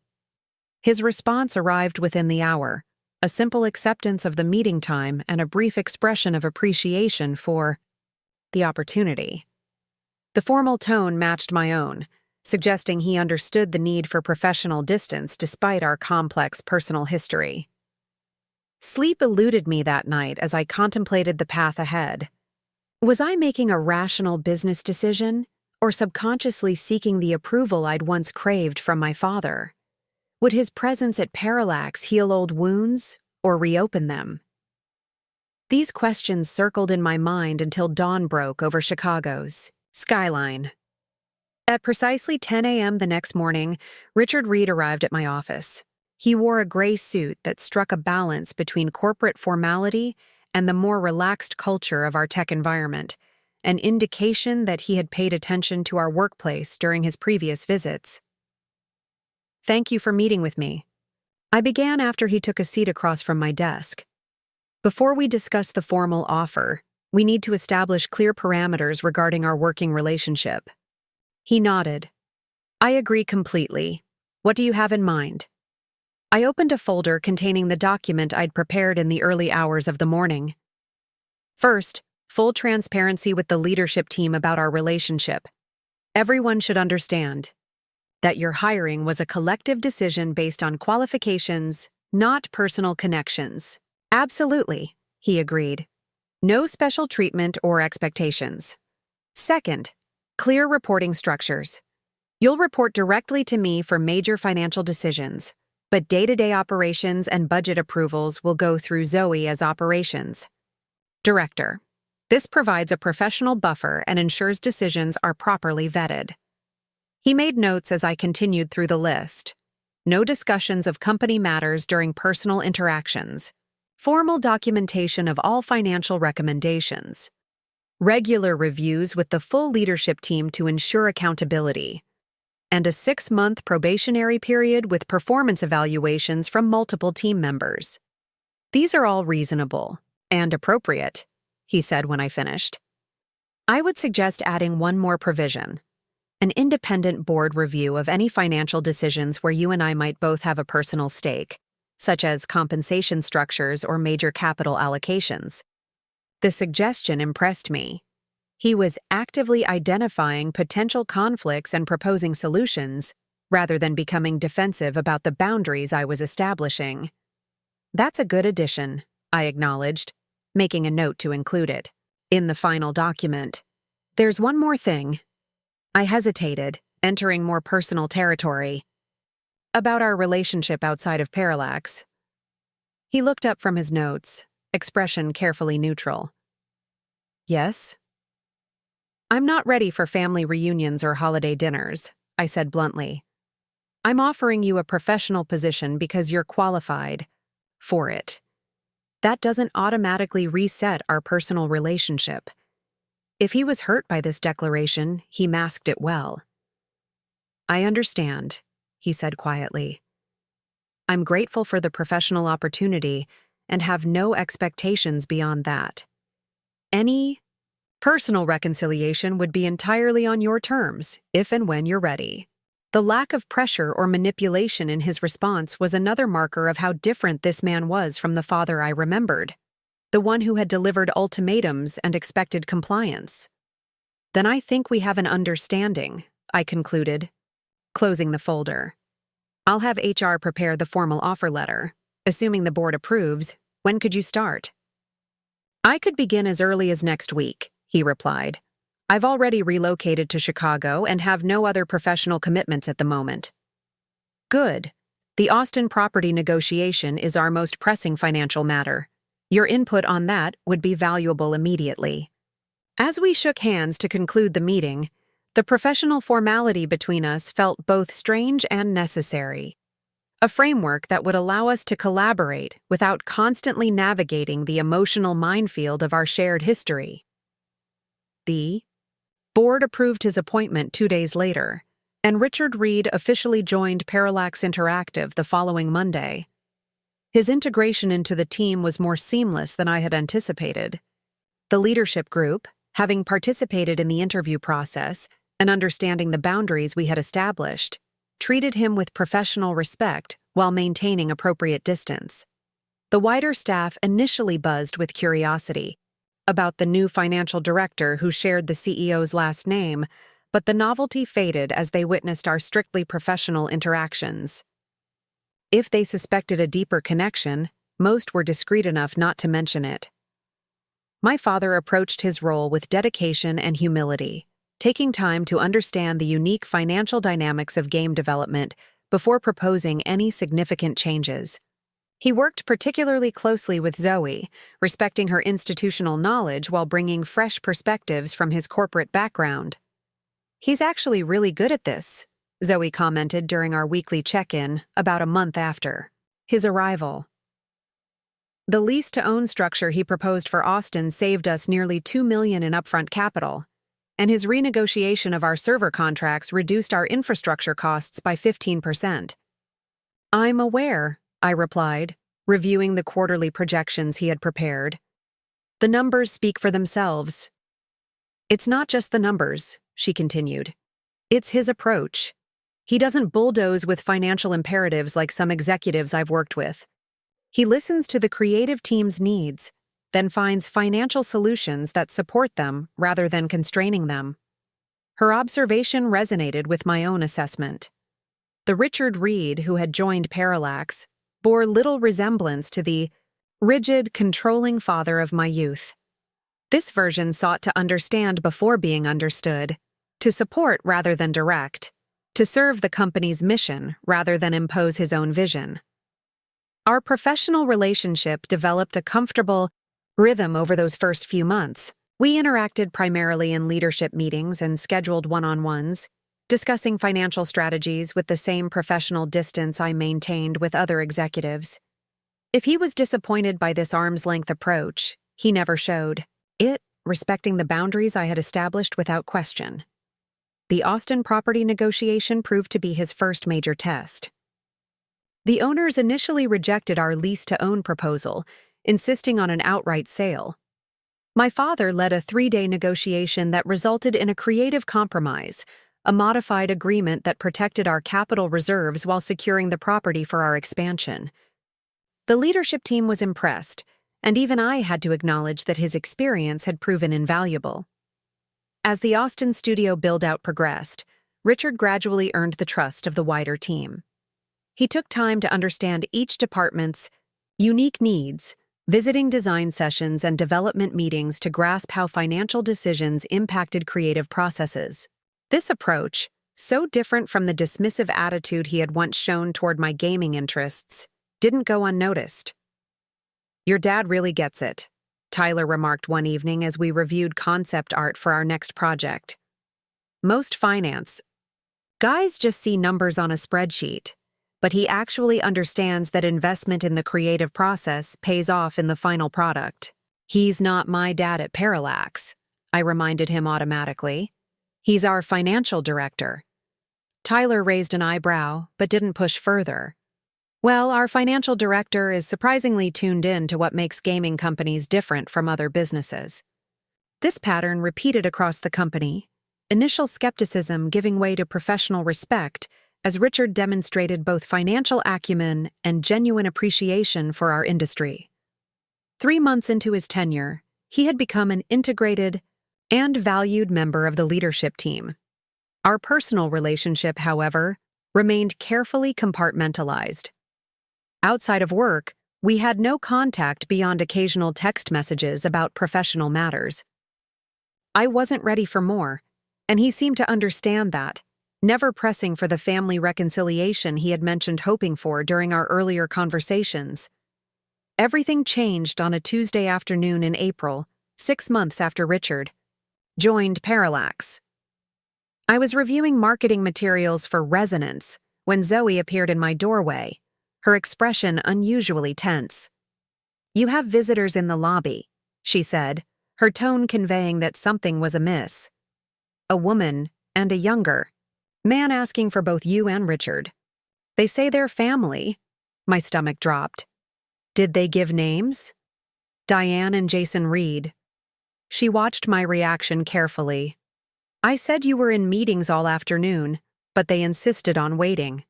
Diane Reed, my mother, and Jason, presumably her new husband or partner." After a decade of silence, she had appeared unannounced at my company, creating precisely the kind of personal intrusion into my professional life that I had been carefully avoiding with my father. "Where's Richard now?" I asked, trying to mask my rising anxiety. "In a budget review with the development team. Should I get him?" I considered my options, none of them appealing. Refusing to see them would create a scene that could distract the entire office. Meeting them alone felt overwhelming. Involving my father seemed like the least problematic choice, given his understanding of our workplace boundaries.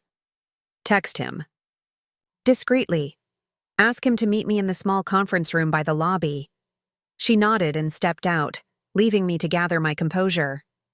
This unexpected collision of past and present threatened the careful separation I had maintained between my personal history and professional identity. Taking a deep breath, I straightened my tie and headed toward the conference room, steeling myself for a confrontation I had never anticipated. Richard was already there when I arrived, his expression a mixture of confusion and concern. "Zoe said there's an urgent situation?" "Diane is here," I said without preamble. "With someone named Jason, in the lobby." His face paled slightly. "Diane? Here?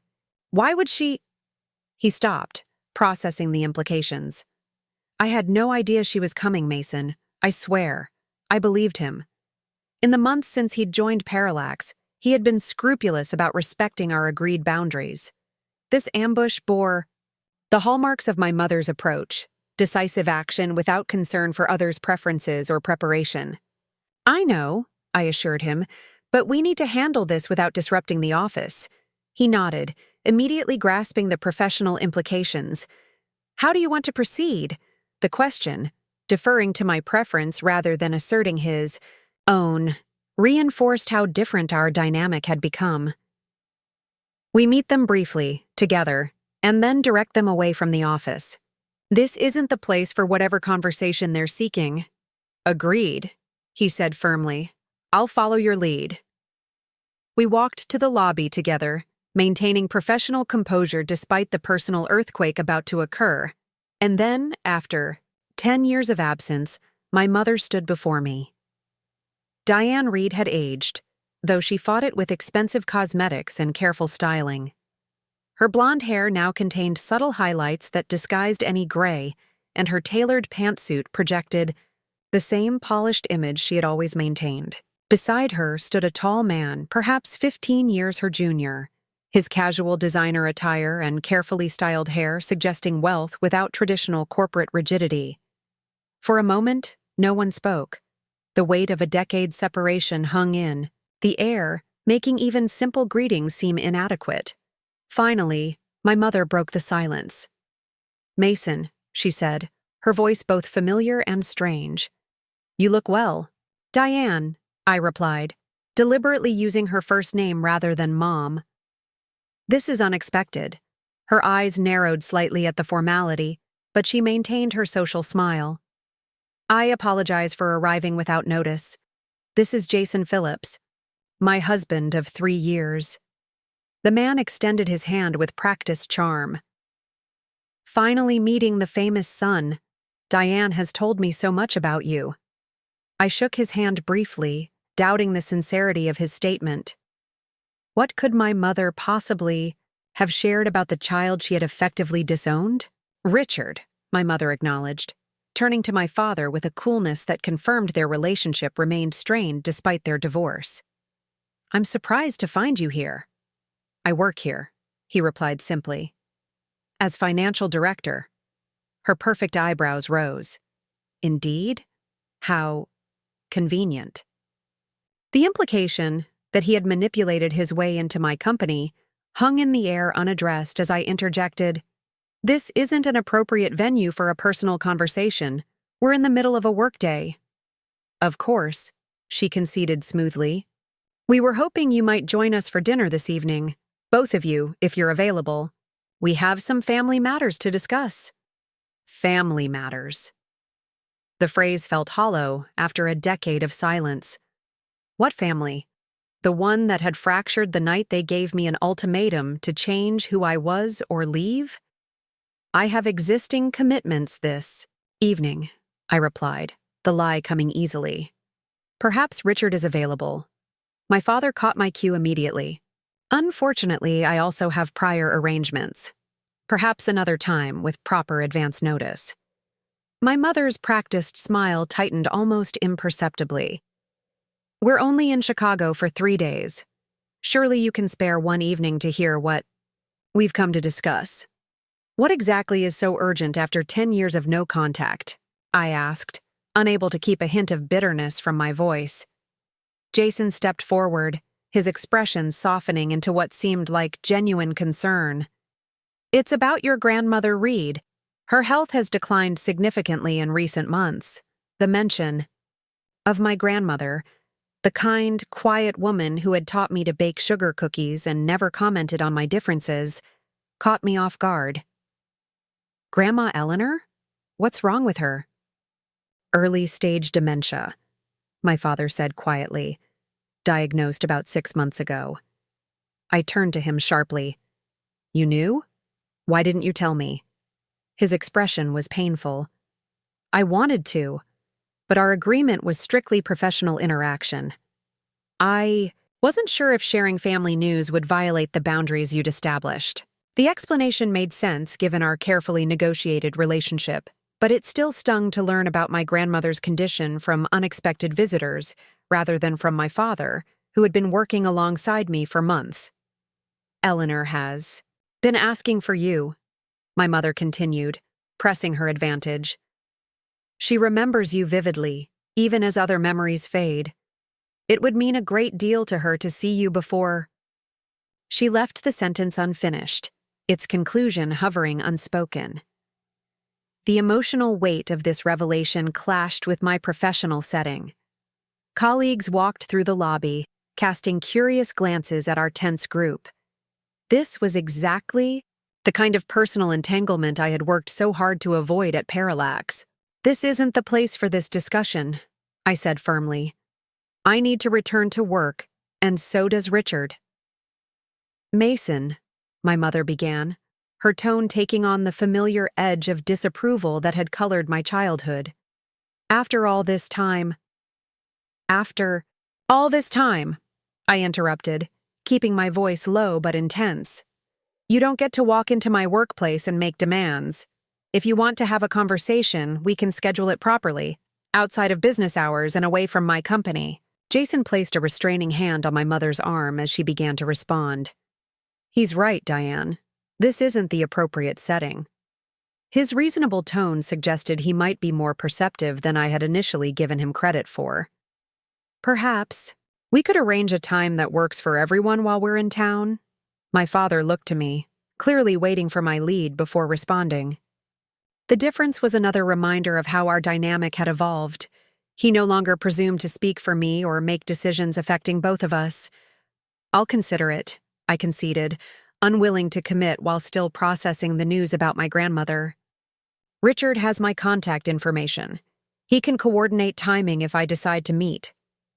It wasn't the warm reunion my mother had apparently envisioned, but it was all I could offer in that moment.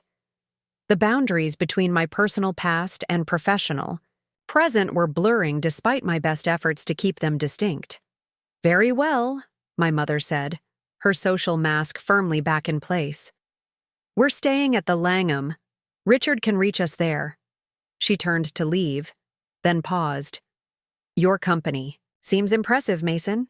Congratulations on your success." The compliment, delivered with the same evaluative tone she had once used for my school projects and extracurricular achievements, reminded me how little had actually changed. Success in her world was measured by external validation, prestigious, addresses, important titles, social recognition. The substance of what I had built mattered less than the status it conferred. "Thank you for stopping by," I replied neutrally. "Richard, we should return to the budget meeting." He nodded, following my lead with a brief farewell to my mother and Jason. As we walked away from the lobby, I could feel the weight of unresolved history pressing down on both of us. "I'm sorry," he said quietly once we were out of earshot. "I should have told you about your grandmother, boundaries or not." "Yes, you should have," I agreed, unable to completely hide my hurt. "She was always kind to me, even when she didn't understand me." "She loves you," he said simply. "Never stopped talking about you, even after—" He trailed off, not needing to complete the painful reference to my expulsion from the family. We paused at the entrance to the main office area, both aware that we needed to reset to professional mode before rejoining our colleagues. "Will you meet with them?" he asked. Carefully. I sighed, the decision weighing heavily. "I don't know yet. I need to think." "Of course," he nodded. "For what it's worth, Eleanor really has been asking for you." That part wasn't manipulation on Diane's part. The information settled uncomfortably. After a decade of structured absence from my life, family connections were suddenly demanding attention, threatening the carefully constructed boundaries between my past and present. The professional distance I had maintained with my father at Otzi, Parallax had been manageable precisely because it was contained and defined. This new development introduced messier emotional complications. "I need to get back to work," I said, temporarily sidestepping the decision.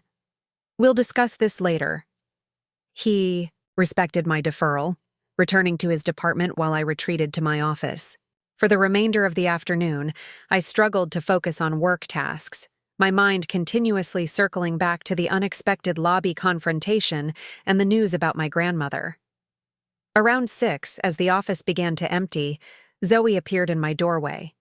"Everything okay? You've been distracted since those visitors arrived." I hesitated, then decided on honesty with one of my most trusted colleagues. The woman was my mother. I haven't seen her in 10 years, since my parents kicked me out for being gay and pursuing game design instead of business. Zoe's eyes widened. That explains a lot about Richard being your father. I assumed it was a complicated relationship, but that's... She shook her head. I'm sorry, Mason. That must have been incredibly difficult. It was unexpected, I acknowledged, especially here at the office. What did she want after all this time? Zoe asked, then quickly added, if you don't mind my asking. Apparently, my grandmother is ill. She's been asking for me. Zoe nodded thoughtfully. That's a complicated situation. No easy answers there. No, I agreed. There aren't. Whatever you decide, she said. Just remember you've built a family here too. We've got your back, however this plays out. Her words provided unexpected comfort, a reminder that family connections weren't limited to biological relationships. The community I had created at Parallax offered its own form of belonging and support. After Zoe left, I remained at my desk, staring out at the Chicago skyline as daylight faded into dusk.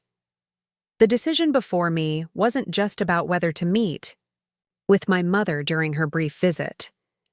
It was about how much of my past I was willing to reintegrate into my present, and at what cost to the life and identity I had carefully constructed in their absence. My phone buzzed with a text message from Tyler. Heard about the family drama in the lobby. Drinking at Murphy's if you need to decompress. The offer was tempting, but I needed solitude to process the day's events. I declined politely, promising to catch up tomorrow, and continued my contemplation as darkness fell outside my window. Another text arrived, this one from my father. No pressure, but if you want to discuss Eleanor or anything else, I'm available. Your decision entirely. The message exemplified his new approach, offering support without demands, respecting my agency rather than imposing his preferences. It was this consistent pattern of changed behavior over the 6 months of our professional relationship that finally tipped my decision. I picked up my phone and composed a carefully worded message. I'll meet tomorrow evening. Neutral location, not their hotel. You're welcome to join if you want, but not required. His response came quickly. Thank you for considering it. I'd like to be there if you're comfortable with that. Could suggest Edison's at 7 p.m., quiet enough for conversation, public enough for boundaries. The suggestion was thoughtful. A restaurant upscale enough to satisfy my mother's preferences, but casual enough to avoid feeling trapped in a formal setting. Edison's at 7 works. You can coordinate with them.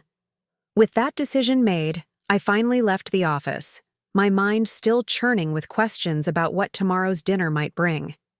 What did my mother really want after a decade of silence? Was her husband's presence significant? And how would I respond if she expected me to simply forget the years of rejection and absence? The next day passed in a blur of meetings and project reviews, my professional responsibilities providing welcome distraction from the evening ahead. At 6:30, I changed into a fresh shirt I kept at the office and headed to Edison's, arriving deliberately early to select a table that offered both privacy and easy exit if needed. My father arrived next, having changed from his work attire into a casual blazer that struck a balance between formal and relaxed. Thank you for doing this, he said as he took a seat. It means a lot. I'm doing it for Grandma Eleanor, I clarified. Not for Diane. He nodded understandingly. Of course, just try to keep an open mind. People can change. The gentle suggestion carried the weight of our own evolving relationship, living proof that transformation was possible, if not guaranteed. My mother and Jason arrived precisely at 7, her punctuality as consistent as ever. She had changed into an elegant but understated dress that probably cost more than most people's monthly rent, while Jason maintained his casual luxury aesthetic in designer jeans and a sport coat. After leaving my grandmother's facility, my father and I stood awkwardly in the parking lot, the evening air cool against our faces. 10 years ago, we couldn't have imagined standing together like this in Westlake. Him looking uncertain, me holding all the power in our dynamic. Where are you staying? I asked, breaking the silence. "The Marriott near the highway," he replied. "It was the only place with rooms available last minute." "You?" "Downtown Cleveland, the Kimpton." He nodded, seeming unsurprised by my choice to distance myself from Westlake. "Would you like to grab a coffee somewhere? Or do you need some space after—" He gestured vaguely toward the building we'd just left, encompassing the emotional weight of the reunion with my grandmother. The question was delivered without pressure, a genuine offer with an equally genuine escape hatch. Another small example of how different this man was from the father who had delivered ultimatums and expected compliance. Coffee would be good, I decided, surprising both of us. There's a place near Crocker Park that might still be open. 15 minutes later, we sat across from each other at a quiet corner table in a modern coffee shop that hadn't existed when I lived in Westlake. The familiar backdrop of my hometown combined with unfamiliar new developments created a disorienting sense of both belonging and alienation. "She seems better than I expected," I said, referring to my grandmother. "More present. She has good days and difficult ones," my father replied, warming his hands around his mug. Today was definitely a good day. Having you there, it meant everything to her. "She told me you've been bringing her articles about parallax," I said, watching his reaction carefully. "For years, apparently." He nodded, looking slightly embarrassed. "She always wanted to know how you were doing. After we lost contact with you, tracking your professional progress was the only way I could give her updates." "Why didn't you tell me that when you started working at Parallax? That you'd been following my career all along?" He considered this question carefully. "At first, because I didn't want to overstep the professional boundaries you'd established. Later." He paused, searching for words. "I suppose I was ashamed to admit I'd been keeping tabs on you while making no attempt to actually reconnect. It felt like another failure on my part." The candid self-criticism was jarring coming from the man who had once seemed incapable of acknowledging any personal shortcoming. "Was she serious about me visiting the house?" I asked, changing the subject to something that had been troubling me since dinner. "Knowing mother, yes," he replied with a small smile. "She's always been direct about what she wants. But that doesn't mean you have to do it. Your mother would probably love to show you the latest renovation, but that's not a good enough reason to put yourself through something painful. And you? Do you think I should go?" He looked surprised by the question, as if unused to having his opinion sought on personal matters. "I think," he began carefully, "that only you can know what would bring closure versus what might reopen old wounds. There's no right answer." "Here, Mason." The thoughtful response, prioritizing my well-being over any agenda of his own, reflected the evolution I had observed in our professional relationship. Richard Reed considered perspectives beyond his own, acknowledged the complexity of emotional situations, and respected others' autonomy in a way the father of my youth never had. "What happened after I left?" I asked suddenly. "Really happened, not the sanitized version." He set down his coffee mug, considering the question with appropriate gravity. "The official story was that you'd decided to take a gap year, explore your options before college. Your mother redecorated your room into a home office within weeks. We pretended everything was normal. And unofficially? Unofficially, everything fell apart." He ran a hand through his silver hair, a gesture I remembered from childhood moments of rare vulnerability. "Heather came home for Thanksgiving and went ballistic when she saw what we'd done to your room, called us monsters, said we'd chosen our reputation over our son."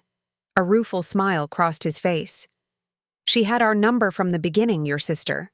The image of my perfect, rule-following sister confronting our parents on my behalf was difficult to reconcile with my memories. "Heather defended me?" "Fiercely," he confirmed. "She barely spoke to us during college because of how we treated you. When she did visit, she'd leave articles about LGBTQ youth homelessness on the kitchen counter, statistics about family rejection. Not subtle, your sister. This revelation of Heather's quiet activism shifted my understanding of the family dynamics I had left behind. The sister I had sometimes envied for her seamless fit into our parents' expectations had apparently been fighting battles I never witnessed. "Your grandmother was just as bad," he continued with a hint of rueful humor. "Refused to come to the house for Christmas that year. Said she wouldn't celebrate in a home that had rejected her grandson." It was the first time in my life I'd seen her take such a hard stand against her own son. Each new detail painted a picture of an aftermath I had never imagined, one where my absence had created ripples that eventually eroded the foundations of the perfect family facade my parents had worked so hard to maintain. "Why didn't you try to find me?" I asked, voicing the question that had lingered for a decade. He sighed deeply. "At first, your mother insisted we give you space, that you'd come back when you were done with this rebellion. By the time I realized that wasn't going to happen, months had passed. We checked the obvious places: friends' homes, local shelters. Then we tried contacting state universities, thinking you might have enrolled somewhere. But not art schools or tech programs," I noted. "The places I would actually have gone." "No," he acknowledged, shame evident in his expression. "Not those. Even our search for you was constrained by our narrow view of who you should be." He met my gaze directly. "By the time I expanded my horizons enough to consider those options, you had established yourself in Chicago. When I finally found that small article about your first game—" "You could have reached out then," I pointed out. "I could have," he agreed. "I drafted dozens of emails, picked up the phone more times than I can count. But what right did I have to intrude on the life you'd built without us, after what we'd done?" He shook his head. "It seemed selfish to force my way back into your life just to ease my own conscience." The explanation was surprisingly thoughtful, prioritizing my well-being over his desire for reconciliation. Another marker of how fundamentally his perspective had shifted over the years. "What about Mom?" I asked. "When did things change between you two?" "We started growing apart almost immediately after you left, though we both pretended otherwise. The cracks became impossible to ignore about 3 years later. I wanted to find you, to try to make amends. Your mother insisted that reaching out would only disrupt your life, that if you wanted contact, you knew where to find us." "She was protecting her image," I said bitterly. "Partly," he acknowledged, "but also protecting herself from having to face what we'd done. Diane has always cared deeply about appearances, about what other people think. It's how she was raised, and she's never been able to break free from that prison." "And you have?" I challenged myself. He considered this carefully. "Not entirely, but enough to recognize how much damage it caused. To you, to our family." He paused. "To me." "What changed?" I asked, genuinely curious about the transformation evident in the man sitting across from me. "Many things, gradually. But the catalyzing moment came about 4 years ago. Hampton's regional VP, a man my age, had a massive heart attack during a quarterly meeting. Gone before the ambulance arrived." My father's voice grew quieter. At his memorial service, his son spoke about their relationship, all the baseball games his father had missed for work, the fishing trips they'd planned for someday but never took, the conversations they'd never had.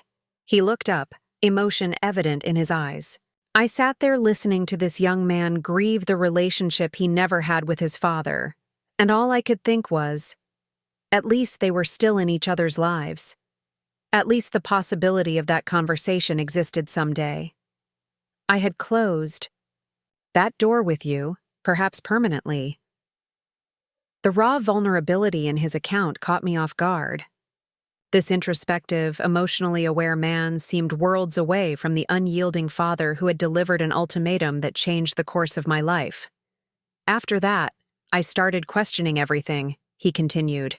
The choices I'd made, the values I'd prioritized. When Hampton was acquired and the new management pushed us to recommend investment products that weren't in our clients' best interests, I found I couldn't do it. The old Richard Reed would have adapted, found justifications, prioritized his career advancement. Instead, you quit, I finished, recalling our earlier conversations. I quit, he confirmed. Walked away from partnership track and a substantial bonus. Your mother couldn't understand it. Called it a self-destructive midlife crisis. Leading to the separation, I concluded. Eventually, yes. Though the real breaking point came later, when I told her I was going to actively look for you, with or without her support. A shadow crossed his face. She accused me of choosing you over her, as if love were a zero-sum game, as if making amends to one person somehow diminished what remained for others. We fell silent, the weight of these revelations settling between us. Outside the coffee shop's windows, Westlake continued its peaceful evening routines. People walking dogs, teenagers hanging out in groups, families heading home from dinner.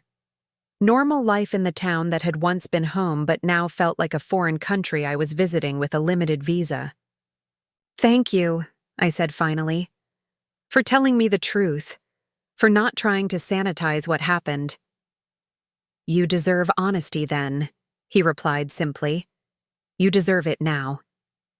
As we prepared to leave, an unexpected question formed in my mind. That position? At Parallax, did you apply knowing it was my company? No, he said immediately. That was a genuine coincidence. Or fate, if you believe in such things. When I realized during the interview, he shook his head in wonder. I nearly walked out. Thought you'd assume I was trying to manipulate my way back into your life. Why didn't you?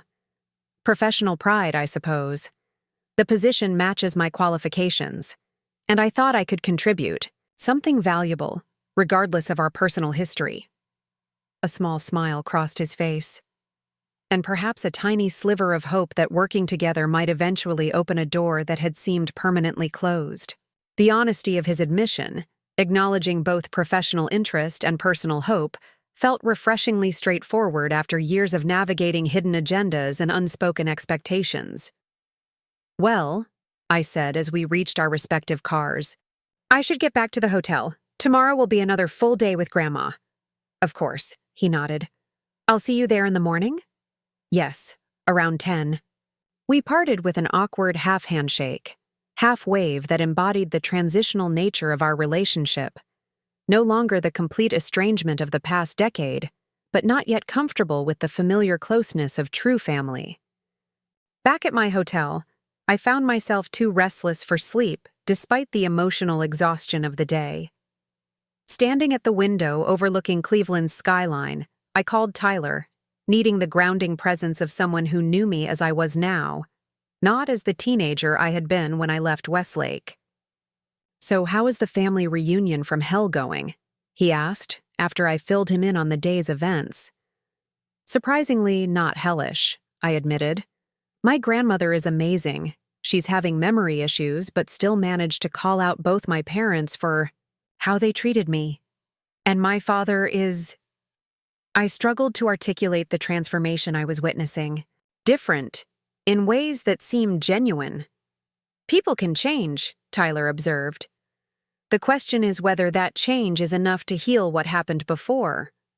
His echo of Zoe's earlier wisdom reminded me of the strength of the chosen family I had built. In Chicago, people who supported me without the complicated baggage of biological relations. My grandmother wants me to visit the house tomorrow, I told him.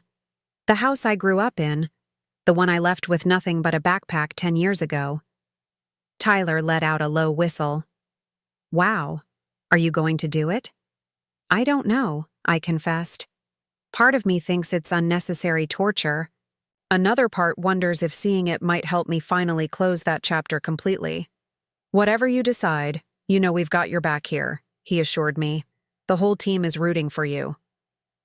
After we hung up, I found myself opening my laptop, drawn to an impulse I couldn't quite explain.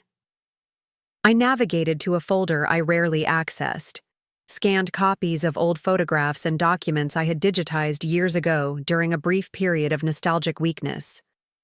Among them was an image of my childhood home, taken during a rare Ohio snowfall that had transformed the Colonial into something from a Christmas card. I stared at the picture, trying to reconcile the warm lights glowing from within against my memories of the cold ultimatum delivered in that living room. The house itself was innocent, just wood and brick and glass. It was the people and their choices that had transformed it from shelter to battleground. Perhaps that was the key insight. The physical structure held no power except what I gave it. Visiting might be painful, but it couldn't actually hurt me, not anymore. I was no longer the vulnerable teenager who had been rejected within those walls. I was Mason Reed, CEO of Parallax Interactive, a man who had built something meaningful on his own terms. With that realization, I made my decision and composed a brief text message to my father. "I think I will visit the house tomorrow. After seeing Grandma, would you come with me?" His response came quickly. "Of course, whenever you're ready." The next morning brought perfect Ohio autumn weather, crisp air, brilliant blue sky, trees beginning their transformation into red and gold splendor. My grandmother was waiting in the facility's garden when I arrived, bundled in a cardigan despite the sunshine. "There's my boy," she greeted warmly. "Right on time, as always. You were never late, even as a child. Unlike your father, who operates on his own mysterious schedule." As if summoned by her words, my father appeared, carrying a small paper bag. "Fresh scones from that bakery you like, Mother." "Good morning, Mason." We spent the morning walking slowly through the gardens, my grandmother's pace deliberate but determined as she pointed out different plants and shared stories from her childhood. The conversation flowed more easily than I had anticipated, perhaps because we focused on safe topics: her youth in rural Pennsylvania, my grandfather's military service, her gardens at the old house. "I'm going to visit the house today," I told her as we paused by a fountain. After lunch, her eyes brightened with approval. "Good, it's time. That house holds too many memories to leave them all labeled as painful." "I don't expect some magical reconciliation with Mom," I cautioned. "I'm just closing a chapter properly." "Closure comes in many forms," she said wisely. "Sometimes it's grand gestures and tearful apologies. Sometimes it's just walking through a door you once thought closed forever and realizing it doesn't control you anymore." Her insight, so clear, despite her cognitive challenges, reminded me why I had always found her perspective valuable. She saw past social performances to the emotional truths beneath. After lunch in the dining room, we said our goodbyes with promises to visit again. Before I returned to Chicago, as I embraced her fragile form, she whispered in my ear, "Remember, forgiveness isn't about forgetting what happened. It's about not letting it control your future." The drive to Maple Drive was silent, my father respecting my need for mental preparation as we navigated familiar streets that felt simultaneously unchanged and completely different. When we turned onto the block where I had grown up, my hands tightened involuntarily on the steering wheel. The Colonial looked smaller than I remembered, still imposing with its perfect symmetry and manicured lawn, but somehow less monumental. New landscaping had replaced the flowering bushes I recalled, and the front door was now painted a deep burgundy instead of the traditional black. Looking for more? We've got 2 amazing stories ready for you right on screen. If this one touched you, these are absolutely worth your time. Click to watch them now. And hey, subscribe and hit that bell to never miss our latest uploads.